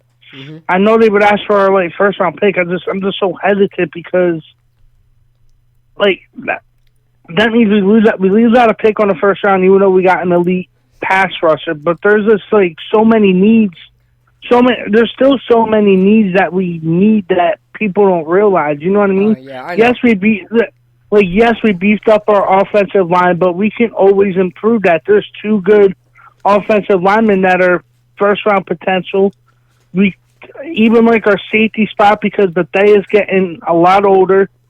So it'd be nice to have somebody younger that we could draft that can fill that role. Even though I know they've been practicing Julian Love at safety, but yeah, it's like I always say, you can never have too much depth at your defensive back spot. That's true. And especially like pass rushing wise, I want to make sure I watched a lot of Big Ten games this year. Because I just heard a little something on this defensive end again from Iowa that he's supposed to be like the big breakout player this year, the Big Ten, and I just want to see his name's like AJ Espinesa or whatever. Oh, I gotta look him up. I haven't looked at any of the prospects this year, man. I gotta look at the prospects. Yeah. I mean, somebody told me a little something. I know people that do watch hardcore like college football. I wouldn't say I'm a hardcore fan, but I know players. And when I was asking, I was like, "What do you think of him?" Because he's in the Big Ten. He's really, really, really good, but he has times where he takes plays off. Oh. I heard that. I was like, I don't want to hear that. He's like, but you also got to think that this year is his senior year, so he may take it more seriously this year. Well, yeah, I hope so. But, I mean, yeah, I just can't wait to watch some Big Ten football. I mean, I'm a Penn State fan, so so I'll definitely have to tune in and see what this defensive end's about because I mean, either way, whether like I said, I would love the Davion Clowney. I mean, as much as I don't want to, if it's going to help us this year and help us for years to come, we have to give up a first. Then I mean, I'm not going to like it, but at least we're getting somebody that is going to produce. Yeah, for sure. And to me, I know offensive line is kind of it is a big need for our team. But honestly, I'd take Jadeveon Clowney probably over any wide receiver because I know everybody's talking about Jerry Jeudy and CeeDee Lamb and stuff like that. I'd take Jadeveon Clowney over any wide receiver or possibly any offensive lineman in that first round of the draft. I'd probably take Jadeveon Clowney over him. So to me, I think it'll be worth it. I know it would suck us missing out on such a rich draft. I get that from your standpoint. I don't know, man. Jadeveon Clowney is such a surefire guy there. I know he had some injury problems early in his career, and he hasn't been consistent. But I honestly think he would be an instant upgrade and an instant force for the Giants moving forward, man. We need that number one pass rusher. Lorenzo Carter, I said this early on in the stream. I don't think Lorenzo Carter is like a top 20 pass rusher yet in the league because you look at in the NFL all the number one pass rushers. I don't even think he doesn't match up with any of them. And on top of that, there are backup pass rushers that are better than him. You know, you look at Bradley Chubb, you look at Derek Barnett, you look at a bunch of these other guys that are possibly better than Lorenzo Carter, and I'm just not sold on our edge rush yet. I'm not. And you know what I just realized too? What's that? We could always. I mean, even though we give up a first round, give up our first round this year, doesn't mean that we can't go into the draft and pick up like a mid-tier first round pick, like somewhere in the teens or even like the 20s, like we did this year. You know what I mean? Yeah. So I mean, if there's somebody, and it's good to say if there's somebody. I mean, we know what Gettleman's mindset is at times. He can be questionable at times, but. I mean, look what he did. Look what he did at 31 this year. He seen his guy that he wanted, and he moved up to get him. Yep. So if Gettleman really likes somebody, he'll trade up to get him. Oh, and hopefully he makes the right choices, man. Hopefully he makes the right choices. Yeah, because I hope we get Clowney because something just tells me. And I always have these weird feelings, and they almost end up happening almost every time that the Eagles will end up getting them. Oh, my God. As much as I don't want to say it, but, I mean, a lot of rumors of it have been popping out that the Eagles could be interested in them. I want to give a quick shout out to Jake Rains. He says, huge fan. Please shout me out. Sorry I didn't see your comment, man. But shout out to you, brother. But yeah, I understand completely what you're saying, man. Every time there's a player on the market, Mike, I'm not joking. Every time there's a player on the market, I'm always like, God dang it, the freaking Eagles are gonna make a play for him. They need. Well, if it's not the Eagles, it's the Patriots. Exactly, and you know what makes me mad? It's not them just acquiring the player; it's what they exchanged for the player. I'm like, that's it. That is it. Yeah, exactly. Prime example, Jordan Howard. Example is Jordan Howard. Yeah, Jordan Howard. Because I mean, they only gave up what? They only gave up what? Like a 4th round pick? I want to say. No, they gave up like a. No, it was late. It was a late pick. I think it was like a fifth. I think it was a 5th rounder. Yeah, I think it was a 5th. It was a 5th rounder. I think it was a 5th rounder. And like, I mean, Jordan Howard's not the greatest running back in the league, but he's had a solid years. At least you would think somebody like Jordan Howard could go for a 3rd rounder. You know what I mean? Yeah. And I don't know what Howie Roseman is saying to these people, convincing them to give up the pick. Like, where is there some side money we don't know about? Like, exactly. Is there something off the books that we don't know about? Because he gets these players for such a crazy good price. It's unbelievable. And the crazy thing is, if you really look at it, they probably got some more valuable like asset player wise than we have right now. You know what I mean? Oh yeah. In a way, like they're. I mean, their secondary is not the best, but I mean, they literally could give up like a Jalen Mills, a first rounder if they wanted to, and even like a later round, like a 5th round pick to get Clowney, and Texans might do that. Yeah, right. It's crazy, man. It's freaking crazy. I hope he doesn't. I hope he doesn't get him. I hope they don't get him, but. I hope nobody gets him, and we could just get him in free agency next year. I hope so. I hope he lasts that long, but the fact that Miami was so close to getting him, I mean, it tells me that he might be traded right before the trade line this year, man. Trade deadline or even like before the season. Yeah. But just imagine if he doesn't, he goes into free agency, we get him in free agency, and then we have our 1st round pick to do whatever we want. Yeah, that would be the perfect situation. Then we get like an offensive lineman. We can get that Jerry Jeudy guy everybody's talking about, or CeeDee Lamb. Exactly. So I mean, let's just hope Jadeveon Clowney is is available at that time, and hopefully obviously the Giants would be stacked from there. Instant upgrade there. So. Yeah, man. I just can't wait. I can't wait for actual regular season to start. I can't wait for my high school season start. We got a scrimmage on Saturday. I can't wait. Oh yeah, man, that's always exciting. Always exciting. Get a taste of football. Exactly. I've been doing a lot of research. Like today, me, the head coach, and the defensive coordinator literally spent 2 hours watching film on our game from because we opened up against the same team we opened up against last year, and we literally watched like 2 hours of film just from that game alone. Wow. Just to figure out what we're going to do, get a game plan set. I mean, it's kind of hard because you never know, like team like last year, that team run like a wishbone. You know what I mean? Yeah. You don't know if they're going to change up their scheme or not, but at least we got an idea. We got an idea in our mind from last year, knowledge of what they did last year. Yeah. That's what film is about, man. It's the best. To me, that's the best part of football is just watching film. Oh yeah, I love watching. Watching film. Love watching film. Yeah. All right, buddy. So I'm gonna get ready to let you go now. Get some other callers in. Anything you want to say before we part ways? Just keep up the great work, bro. I can't wait to see the Giants play on Friday. Hopefully, Daniel Jones can continue on what he continue on. But one more quick thing. Okay. I didn't like what Mara said today because this is literally what he said. He's rooting for Daniel Jones not getting a single snap this year.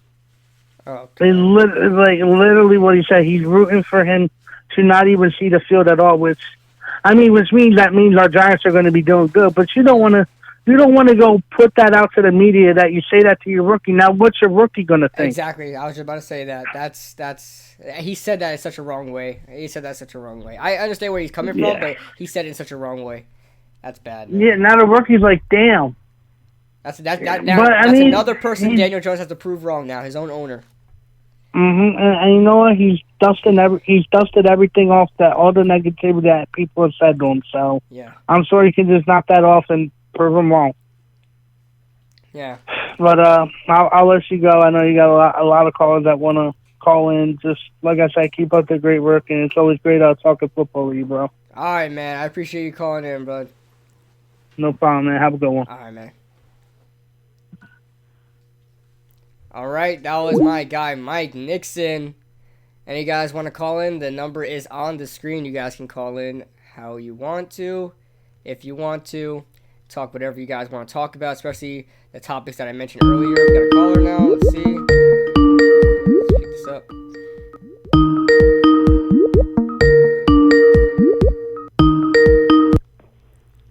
What is going on? You are live. What's going on, my friend? You got to stay off the weed. Yeah, man. You got to stay off the weed. What's going on? It's OGR, right? Yeah. What's going on, OGR? Not too much. So, I know you talked about the Dak $40 million thing, but that has since been rescinded. Nobody's covering that in the media because everybody just wants to laugh it up. But that was rescinded. No, Dak is not going to get $40 million. Of course. But Dak will get between 30 and 35 million. Yeah. I think my reasonable price. Now, I don't even think he's worth this much either way. But my reasonable price would be just a tad bit over Carson. That would be like 33. That's what I'm guessing. That's what I'm guessing too, because a lot of people are like, you hear somebody like Lord Brunson be like, I wouldn't pay him more than 18.5. But oh man. But Brunson. In realistic terms, like, okay, if you're the Dallas Cowboys, you don't want to pay Dak $30 million. Where are you getting a quarterback from? Exactly. You don't have a quarterback back in Cooper Rush. Who's on the market right now that you can go out and get? Nobody. Like, you either pay this guy or what? You're gonna tank for Tua? Yeah, right. And you don't even know, like, their team is so good that they wouldn't go like 3-13, 2-14 to get Tua. I don't think they would have to try really hard to lose those games. With the amount of talent. If you're Dallas Cowboys, like, once you find your quarterback, or any team for that matter, once you find your quarterback, even if he's an average quarterback or just an above average quarterback, you got no choice. You got to pay him. But here's the thing. You had your shot. You got to pay him. But here's the thing. Is Dak going to take it? Is Dak going to take the 33? Dak's going to take the 33. At that point, what is he asking for? He's not asking for 40. He'd be crazy to ask for 40. No. Dak's going to take between 30 and 35, and we'll move on with our lives. I hope so. I hope they give him 40. I'm not going to lie, but well, actually, everybody laughs at this. But if Dak takes like $30 million, which he's not, let's say it's 33, and they can pay Zeke a reasonable amount, let's say 15, and then they can pay Cooper about 17. Right now, next year, the Dallas Cowboys, as they sit right now, 2020, are $65 million underneath the cap. Wow. So it wouldn't if be they out of. So you think they could pay them all? Yeah, well, they're $65 million under the cap. I mean, yeah, you could pay them all. I mean, you're not going to be able to afford anybody in the offseason, and they're gonna have to cut a player just to pay their rookies because you have to have at least $6 million on hand to pay your rookies. So, but I'm thinking. Let's face it, Taco Charlton's gone. That would be save them like 1.9 right then, and then if they really want to cut Tyrone Crawford, they could and save $7 million there. I mean, if they can make it work, then they probably will do it. But I in my honest opinion, I think they pay Zeke before they pay Dak. Well, here's the problem: if you pay, well, it depends what you pay. Sorry, I was about to say Dak. It depends what you play Zeke. Oh, but he wants to be highest paid. Well, if he wants to be highest paid, let's just say people have been floating out that number, $18 million. Let's say they're crazy and pay Zeke $18 million a year. Okay, this is a real problem for the Giants at that point. But here's the thing: I think Saquon is more of a team player, though. You know what I'm saying? Like not like Ezekiel Elliott. I don't think he would want to get higher than Ezekiel Elliott if Saquon were to. But I understand what you're saying. Like it'll kill the market. It would destroy the market. But it would destroy the market exactly. Yeah. So if I'm I'm going to say something crazy scenario. People in the chat will be like, OGR is nuts. I believe in now we're headed into the realm of play good players before they're due. Show them honesty. Because I listen to Mark Holmes. I listen to other YouTubers. I mean, I like to hear what everybody has to say. And he made a good point. Yes, if you pay Dak $35 million now, yeah, it looks bad.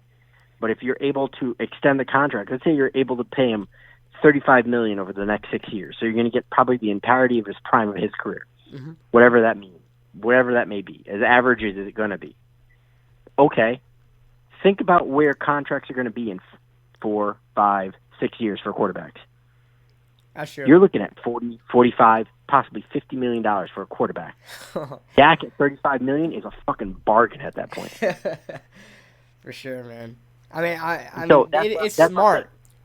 It's smart, but you gotta be like, they'll be all looked at like they're crazy if Dak Prescott is not nearly worth what he's paid for. If Zeke, this is what I'm saying this year, because I guarantee you Ezekiel Elliott will probably miss some games this year. I don't think he's gonna be suiting up this week 1, but Dak Prescott has to prove in those games that he can win without Ezekiel Elliott.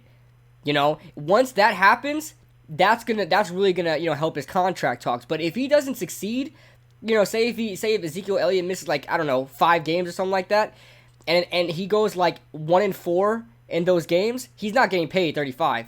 I don't think so. You would need Zeke there for Dak Prescott's success. You know what I'm saying? I mean, maybe they go without it. Maybe they say, you know what, Dak, show us something early in the season. If you show us that you can play without, if you can win games without Zeke, we'll give you your contract. I mean, they have the whole entire season to pay him. Yeah, I think it's fair. They have to get it done now. I mean, the guy's still going to go out there and he's going to still play under his current deal, and it's not up till the end of the season. So, yeah. I mean, you don't want to do that, but you can pay him at any point in the season. It's your player, so, whatever. So, moving on to my Saquon point. Do the Giants pay Saquon? I know this is going to sound crazy. In 2 to 3 years, pay Saquon. Not after this season, but after next. I extend Saquon $15 million a year. I think Saquon definitely deserves to be highest paid. Well, here's the thing. I think you would only pay a player before the contract is up if they're threatening to hold out or whatever it is. I think it's smart if teams start doing this. Yeah, they Stop can. assuming that these guys are going to pay to their end of their rookie contract. And Saquon's not that type of player. Yeah, you're absolutely right when you say that.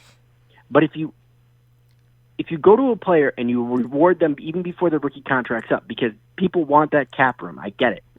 But if you reward them if you pay them for a long period of time and you extend them before their rookie contract's up, you go to them in good faith, you make them, decently high paid, maybe not number 1, you save yourself money in the long run. Because think of where the market would be if you wait to the end of their rookie contract and then you wait for the holdout period. Think about, the amount of rope, it's like a noose tightening around your neck. But if you go in, yes, the first 2 years are going to suck, because you would have gotten that player for, $5-6 million less. And it doesn't open up as much cap. But if you go to that player and say, hey, and extend them for 4 or 5 years at $15 million, it doesn't look that bad if you think about where the market is. People have to start thinking about the market in 2-3 years from now instead of just thinking about it in 2019 and 2020. Yeah, but if you think about it, since we're over here talking about it ourselves, and we're not even in the NFL, we're not in these contract situations. You got to think about the players and the agents are gonna catch up to that. They might not want to sign a contract 2 or 3 years before their contract is up because they know that the market is probably going to change within that time period. So it'll kind of be a battle there. I mean, that's very, very, very possible, but then you still get that player to the end of their rookie deal. You know what I'm saying? So it's a win-win for the team because either you save money in the extreme long run. You won't save money up front, but you will save a lot of money in the extreme long run. Or fine. Play your end of your rookie deal, and then we'll talk then. Yeah. And especially when you have somebody in the running back position where, it's rare you see an Adrian Peterson that can go and play for, 8 to 10 years. Yeah. Think about how many running backs. Frank Gore is another one, but how many running backs do you really see play past their 30s? Very rare. Yeah. Now, do I think Saquon could be one? Absolutely. I think we can easily get Saquon to 8, see Saquon 8 to 10 years. But that's once in a decade or 20-year running back we're talking about. Yeah. Mm-hmm. I hope we pay Saquon. I want him to be a Giant for as long as his career lasts, and I know running backs don't last long, so I want to lock him up between then. And I honestly think Saquon could play well into his 30s. I'm like 33, 34 years old, maybe 35. I don't know. You are crazy right now. I love Saquon. He is an athletic freak. Oh, anybody who can power clean 420 and set the Penn State record. We're talking about power cleaning more than an offensive lineman. Mm-hmm. That's pretty impressive, but still. He's a monster, man. Absolute monster. All right, one more thing, and then I'm gonna get off so you can get to other callers. No problem. So the Golden Tate situation. Mm-hmm. See, Ron Effect, and you said it kind of, but not as bad as Ron Effect. Everybody feels that Golden Tate should have either been, 1, let off totally, he should have won his appeal, and or 2, had a shortened sentence. Here's what it comes about it, and I'm actually going to release a video on this tomorrow. I was going to release it today. I have it recorded, but I'm, exhausted. But I stayed up for you, Kid Blue. Oh, man, I appreciate that, man. I feel the love. Feel it. But, anyways, when it comes to Golden Tate, as an athlete, you're responsible for putting what goes in your body. Mm-hmm. And yes, maybe the doctor should have said, hey, he obviously knows that Golden Tate's an athlete. You have to be an idiot not to know that Golden Tate's an athlete. Mm-hmm. Okay, so they drug test. So, even though he prescribed the fertility drugs, okay, and obviously a doctor had to do that. Golden Tate should have, talked to the NFL. The NFL has said in the past, we are willing to work with you if you let us know beforehand.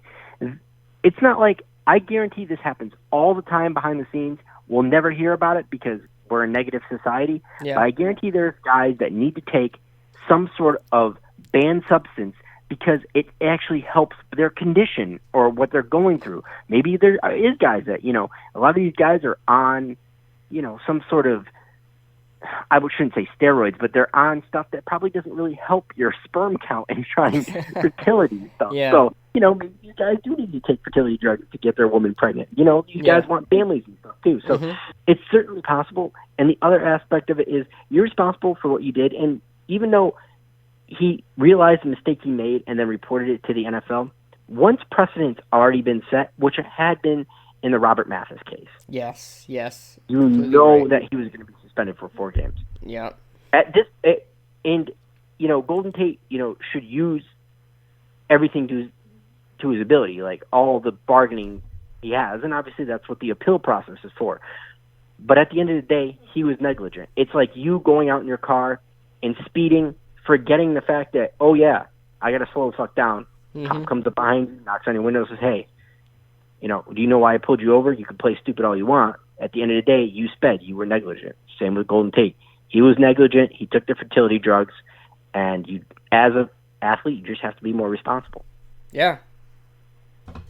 For sure. I here's the thing. Golden Tate, if he knew beforehand, why the hell did he not tell the league, man? Like why would he take the fertility drugs? And he had to have known. I more and more as the day goes by, I don't really believe his story as much, saying that, well, I believe why he took the drug is to have, kids, but I just don't believe that he didn't know beforehand. There are just so many, obviously you're a player in the NFL, you should know the rules. Your doctor should know the rules. Your I don't know if you have a health specialist or something like that, or like an agent or something like that, manages your stuff, or a manager, but. Well, I mean, obviously they have trainers. They have trainers that will tell you. I mean, if you go to the trainers, they will give you a list of league-approved substances. It's not like these guys are going down to their local GNC and getting whatever's on sale. Exactly. So I just don't. Because I don't understand. Know the product you buy at GNC, even like what happened with John Jones. It's a real thing. These different companies that make all these different products. Mm-hmm. They don't rinse out their vats very well, and they don't rinse out a lot of the stuff. A batch of something that they made before they made your product that you were going to buy 8 months down the road could have been mixed with something, and even though it's not listed on the label, it could make it into the product. Similar, that's what happened with Conklin. I think Conklin of the Titans, or one of the offensive linemen from the Titans, it got suspended, and it was a similar thing. He took supplements that weren't approved by the league, even though the supplement didn't have the listed product in it. He still got suspended for it. He's going to be facing a suspension for the Titans. So it's like you at the end of the day, I mean, it seems stupid to be like, hey, because at that point you're like, oh, well, I took this product, it has this, but at the end of the day, you're responsible ultimately for what goes in your body. Of course. And I mean, it's a hard line to have. It's stupid especially when you look at other situations around the league with, abuse and whatnot. But at the end of the day, they've got to be stringent, because here's the thing, and I don't think Golden Tate would do this, but let's face it, he's a wide receiver, an all-speed dependent position, DB, running back, wide receiver. The fall off is very heavy after his 30s. Yeah. Mm-hmm. Because what's the first thing that goes? Speed. That's why offensive linemen have a tendency to play longer careers in the NFL, because power and quickness, power and the ability to move side to side laterally, that doesn't go as quickly as speed does. Yeah. So these guys, he very well could have taken these fertility drugs, because maybe he is taking something like an HGH, and he used the fertility drugs as a masking agent. I'm not suggesting that's what he did, but it's a possibility. He is 31 years old, and he just did sign a decent contract for a wide receiver.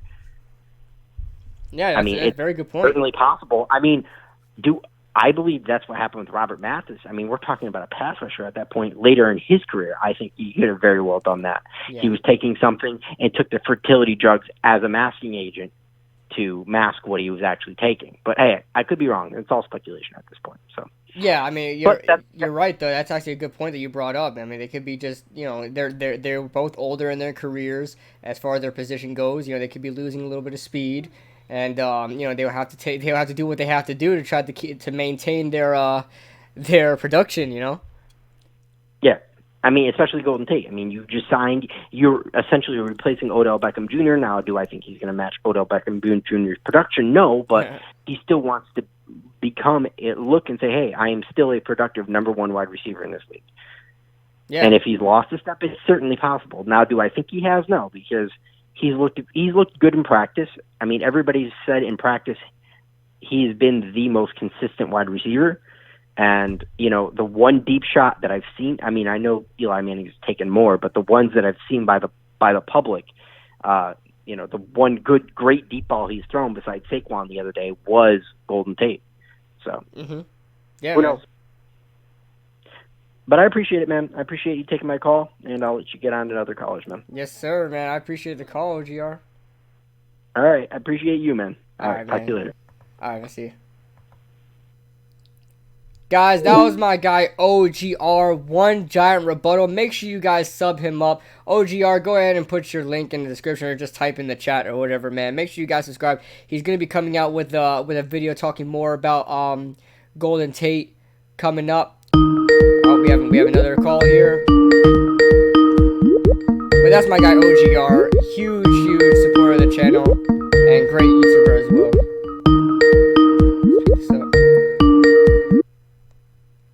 What's going on? You're alive. What is up, Kid Blue? What's up, man? This is King Justin or Kashendra? King Justin. King Justin, my guy King Justin. What's going on, man? You guys have I think you guys have the same area code, so I'm like confused. You guys almost sound very similar. But what's going on, man? Yeah. Nothing. I'm good. Cause like my voice is like very distinguishable. So. Yeah. At least I think. Yeah. What's up, bro? Nothing much. I'm just chilling. So you want to talk some NBA or football? To be honest, I'll be completely honest, and we could talk NBA, of course, if you want to. I'm just not that super knowledgeable in NBA. Like I probably can't keep up in the major statistics, but we could talk NBA if you want to talk some NBA. All right, we'll talk some football then. All right, man, it's up to you. What team? What team are you most excited to see this next season? Oh, what team am I excited to see next season? That's a good question. Yep. That's a really good question. There are a couple teams that I'm kind of like. Of course, I think number one, obviously, the Cleveland Browns. I think everybody's excited to see what they're gonna do, whether they think they're gonna fail or whether they think they're gonna make the Super Bowl or whatever. So I guess the Browns I would have at number one, but a team that I'm really watching is the Arizona Cardinals. I know they're probably nothing to look at right now, but I think they had a fantastic draft. I like where they're headed, and the big question mark is Cliff Kingsbury on if he could be successful in the NFL, because he really wasn't that successful in college. So, as far as a team that I'm, have my eyes on, I would have to say the Browns, the Arizona Cardinals, and there are probably other teams that I'm thinking of. But I can't really think of them from the top of my head. There are probably other teams that I'm liking right now that I can't think of from the top of my head. But I think those two are probably the biggest teams: Cleveland and Arizona. Definitely. That I'm always rooting for the underdog, so I'm always looking at teams that that could possibly do something. But I don't think Arizona's going to be anything next year. But I like where they're going. Yeah, I don't think Arizona's going to be anything next year either. Because Kyler Murray's good, but I'm sorry, the Cardinals' offensive line has just been atrocious. Oh yeah, it's lately. so bad. It's so bad, bro. I'm telling you, Kyler Murray's gonna get killed, bro. All that scrambling stuff that he does or that he did in college is not gonna work, bro. He's gonna get killed. Yeah, and people. Here's the thing, people always get mad at me when I say this, but Kyler Murray, when he scrambles, he's very effective. But remember, Johnny Manziel did the same thing, and no, Johnny Manziel isn't the quarterback that Kyler Murray is, not even close. I understand that, but but Kyler Murray does rely, and he could be a pocket passer. Don't get me wrong, but he's with a terrible offensive line. He's not going to be pocket passing very long. So he's not going to be pocket passing very often with the Arizona Cardinals because that offensive line is garbage. So, Johnny Manziel wasn't successful because he relied too much on scrambling and throwing the ball up. Now, Kyler Murray is a little better at that because he can throw the ball a lot better, but Kyler Murray is going to get a reality check every time he scrambles and sees a cornerback, giving him the edge or a defensive end stopping him. He is going to have a real big reality check and realize, oh my God, I can't scramble as much as I did in college, and that's going to get to him because I seen him in the preseason, and that time he was sacked in that game, he didn't know what was going on. He didn't know whether to run or throw the ball or whatever. He just kind of just took the hit. So that's a problem I had with him in college. Yeah, man, I'm telling you, Kyler Murray might be the next Russell Wilson. Oh, I think. He can be. I think he has a very good chance of doing that. Yeah, I know. So, what else? So, how do you think Daniel Jones will start Week 1 based on his preseason performance? Oh man, I want to believe it so bad. And OGR, the caller who was in last time, just before you, said this as a hot take and saying that he wants Daniel Jones to start Week 1. I won't go as far to say that yet. What happened? No, I said I was there when he said it. Yeah, I won't go as far as to say that just yet, but I'm keeping my eyes out, man. I hate when people say, the whole mainstream media is saying that there is absolutely 0% that there's a quarterback controversy, there's no quarterback dispute, any of that. Greg Jennings came out and said that on The Herd, and a couple of the guys on First Take or whatever it is, but they're saying that there's no dispute. Eli Manning is a starter. There's no quarterback controversy. There's no quarterback competition. Yes, there is. There's no way you can deny what Daniel Jones can do. Yep. You're telling me Pat Shurmur and Dave Gettleman never was like, oh, man, maybe we should have this guy start sooner than we think. You know? Like, you can't tell me that never went through their minds. They, of course, are thinking about it, especially what he did in the preseason. If Daniel Jones, now, here's the thing. I don't think there's as big as a quarterback controversy as a lot of people are saying it is. Like, after this performance, that Daniel Jones is a week 1 starter. I don't think that yet. But as this preseason goes on, and we see Daniel Jones, face the Chicago Bears and the Bengals and the Patriots, and he's still very consistent, there has to be a quarterback controversy. There is no way in hell you cannot go into a season without weighing out your best position on the field, the most important position on the field, the quarterback position. If you clearly have your backup quarterback as the best quarterback, the one you just drafted, and he's playing the best right now, you have to start him. You have to. I know with his contract, with Eli Manning's contract, I know it sucks that he would have to be a backup and he's making $22 million.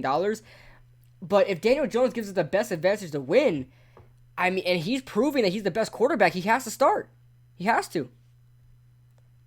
Yeah, if it were up to me, I would start Daniel Jones week 1 too. Yeah. I think there's definitely a quarterback controversy. The only thing that Eli Manning has on Daniel Jones is experience right now. Yeah, that's the only thing he has on him. And that's the only Justin, that is the only reason why I think Eli Manning is going to remain the starter is experience. Because in the regular season, experience may not go a long way. In the beginning of the season, you may start Daniel Jones. Say if Daniel Jones starts week 1 and he plays great the first half of the season, the next half of the season, he will start to, decline a little bit and not play as well because teams now have film on him and things like that. And he really doesn't know what it's like to close out games and be a winner and things like that. Experience goes a long way, especially for a quarterback. Eli Manning has been through it. He's done it multiple times. And so that is the only reason why I think Eli Manning is still the starter, is because of experience. That goes a long way in this league. So, as far as that goes, we'll see what happens with Daniel Jones. I hope we get to see him early, sooner than later in the regular season. I'm just not yet sold that he'll be the week 1 starter, but I will not deny that there is a controversy. There should be a controversy. Yeah, Daniel Jones should start. I think start him the first couple games, see if he's, see if he improves or anything, see if he produces, and then if he doesn't, just bring Eli back in. Because, we've tried Eli for all these years, and let's be honest, he hasn't really been working. One could argue, the offensive line hasn't been up to par, which it hasn't, and that's a valid argument. Yeah. But still, the quarterback position is the most impactful on the entire team. Exactly. And we haven't been going anywhere for a while. So it's the definition of insanity, doing the same thing over and over again and expecting a different result. Exactly, Justin. Exactly. And I'll tell you right now, you are absolutely right. For years, even when, I've been making videos in 2017, I would go all out for Eli. I would just defend him to the freaking grave, man. I was like, we have to stick with Eli. He'll get better and things like that. But Eli is 38 years old. He's not going to get any better. We have to just accept that fact, man. Everybody that's an Eli, supporter and apologist, trust me, I have all the respect for Eli Manning. I love him. He's one of my favorite. He is my favorite Giant of all time. One of my favorite players of all time. But you have to realize when Father Time is near, and he's not the player he once was. He's not getting any better. He will not get any better. It doesn't matter what you put around him. We can't try to, pretty much people are wanting to keep Eli as a starter because of his legacy. They really don't think he gives us the best chance to win. That's a lie from the start. They don't think he gives us the best chance to win. They want to continue his legacy. They want to say that Eli Manning, of course Eli Manning will always be, probably for a long time, will be the best Giant of all time. or one of the best Giants of all time, best quarterback, Giant quarterback of all time. But they want to continue his legacy. They want him to do well. They're rooting for him. We've been watching him for 15 years. That's what they want. They don't actually believe that he gives us the best chance to win. If you've seen the way I don't care if it was the preseason, Daniel Jones threw the ball a lot better than Eli has thrown the ball in years, just in that preseason game. Like, forget about the other players on the team. Look at the tight spiral. Look how fast the ball got to the receivers. Look how youthful he looked in the pocket. We haven't seen that in years, and it was so refreshing. A lot of people are saying that we're over-exaggerating. No, it was refreshing to see that. I loved that. It just felt like the Giants are a new team now. And I'm not saying Eli's the cancer. I'm not saying Eli's the reason why we're so terrible. But it's a big part. The quarterback is such an impactful position. You know what I'm saying? Yeah, exactly, man. I mean, Eli's been so bad for so long. It's just nice to see someone that, like, I'm not trying to sound like an Eli Manning hater right now, because I love me some Eli Manning, but his best years are behind him. Exactly. If it were up to me, I don't think it's going to happen, obviously, because of just taking Mara's comments. Oh, we don't want him to start. We want to keep Eli Manning in. But honestly, Eli Manning should sit. Like, I'm so tired of him. Like, he's only declining. He's not getting any better. Exactly. Why do they still have him in? And I'm not one of those people that bash Eli constantly over and over again. But it's like, what the hell? We've had him in for how long? And we've been trashed for how long? Exactly. Good Lord, man. Exactly. And we haven't seen consistency. Like, here's what we see from Eli Manning. Consistent inconsistency. That's exactly what we see from Eli Manning. Consistent inconsistency. Okay? He threw for 4,300 yards. I give him credit. Okay? And we were in most of those games towards the end of the season, but you really, I mean for years, Justin, years, since like 2014, I haven't seen a game where I was like, Eli Manning is at the top of his game, and he should be considered as one of the best quarterbacks in the league. He has so much left in the tank. I haven't seen that. Yes, he's had a couple of good plays, couple of good games here and there, but I've never been sold on Eli from 2014 all the way to now. I have not been sold on Eli. I've always been on the fence. Yes, he had a good game in the playoffs. We still lost, though. He had a good game in the playoffs. He had a couple of good games here and there where he looked great, but I never, ever said that Eli looks more useful. He's the best he's ever been since the Super Bowl days. I haven't seen that.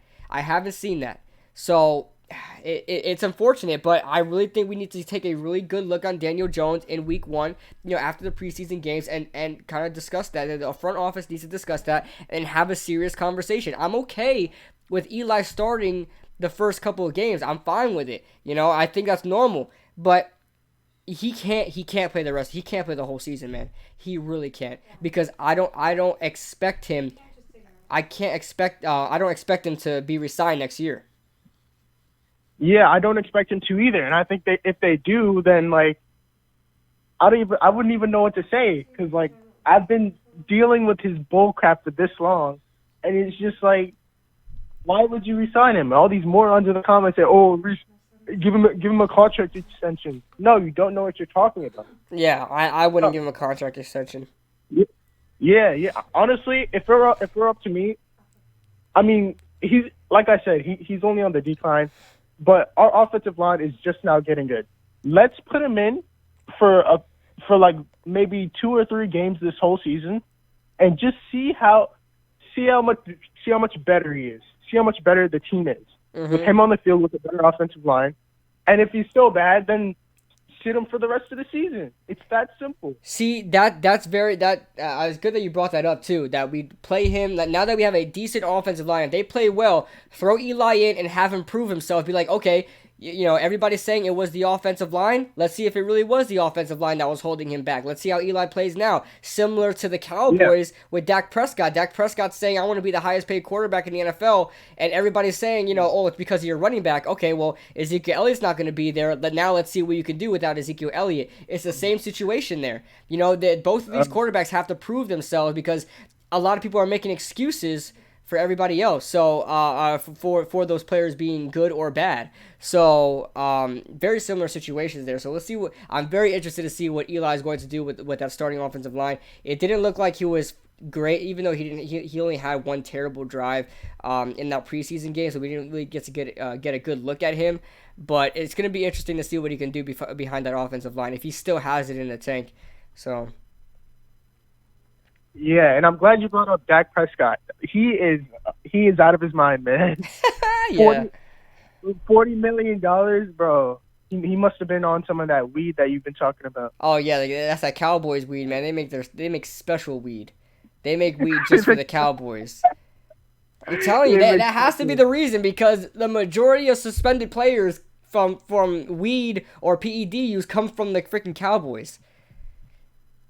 Yep. That's a fact.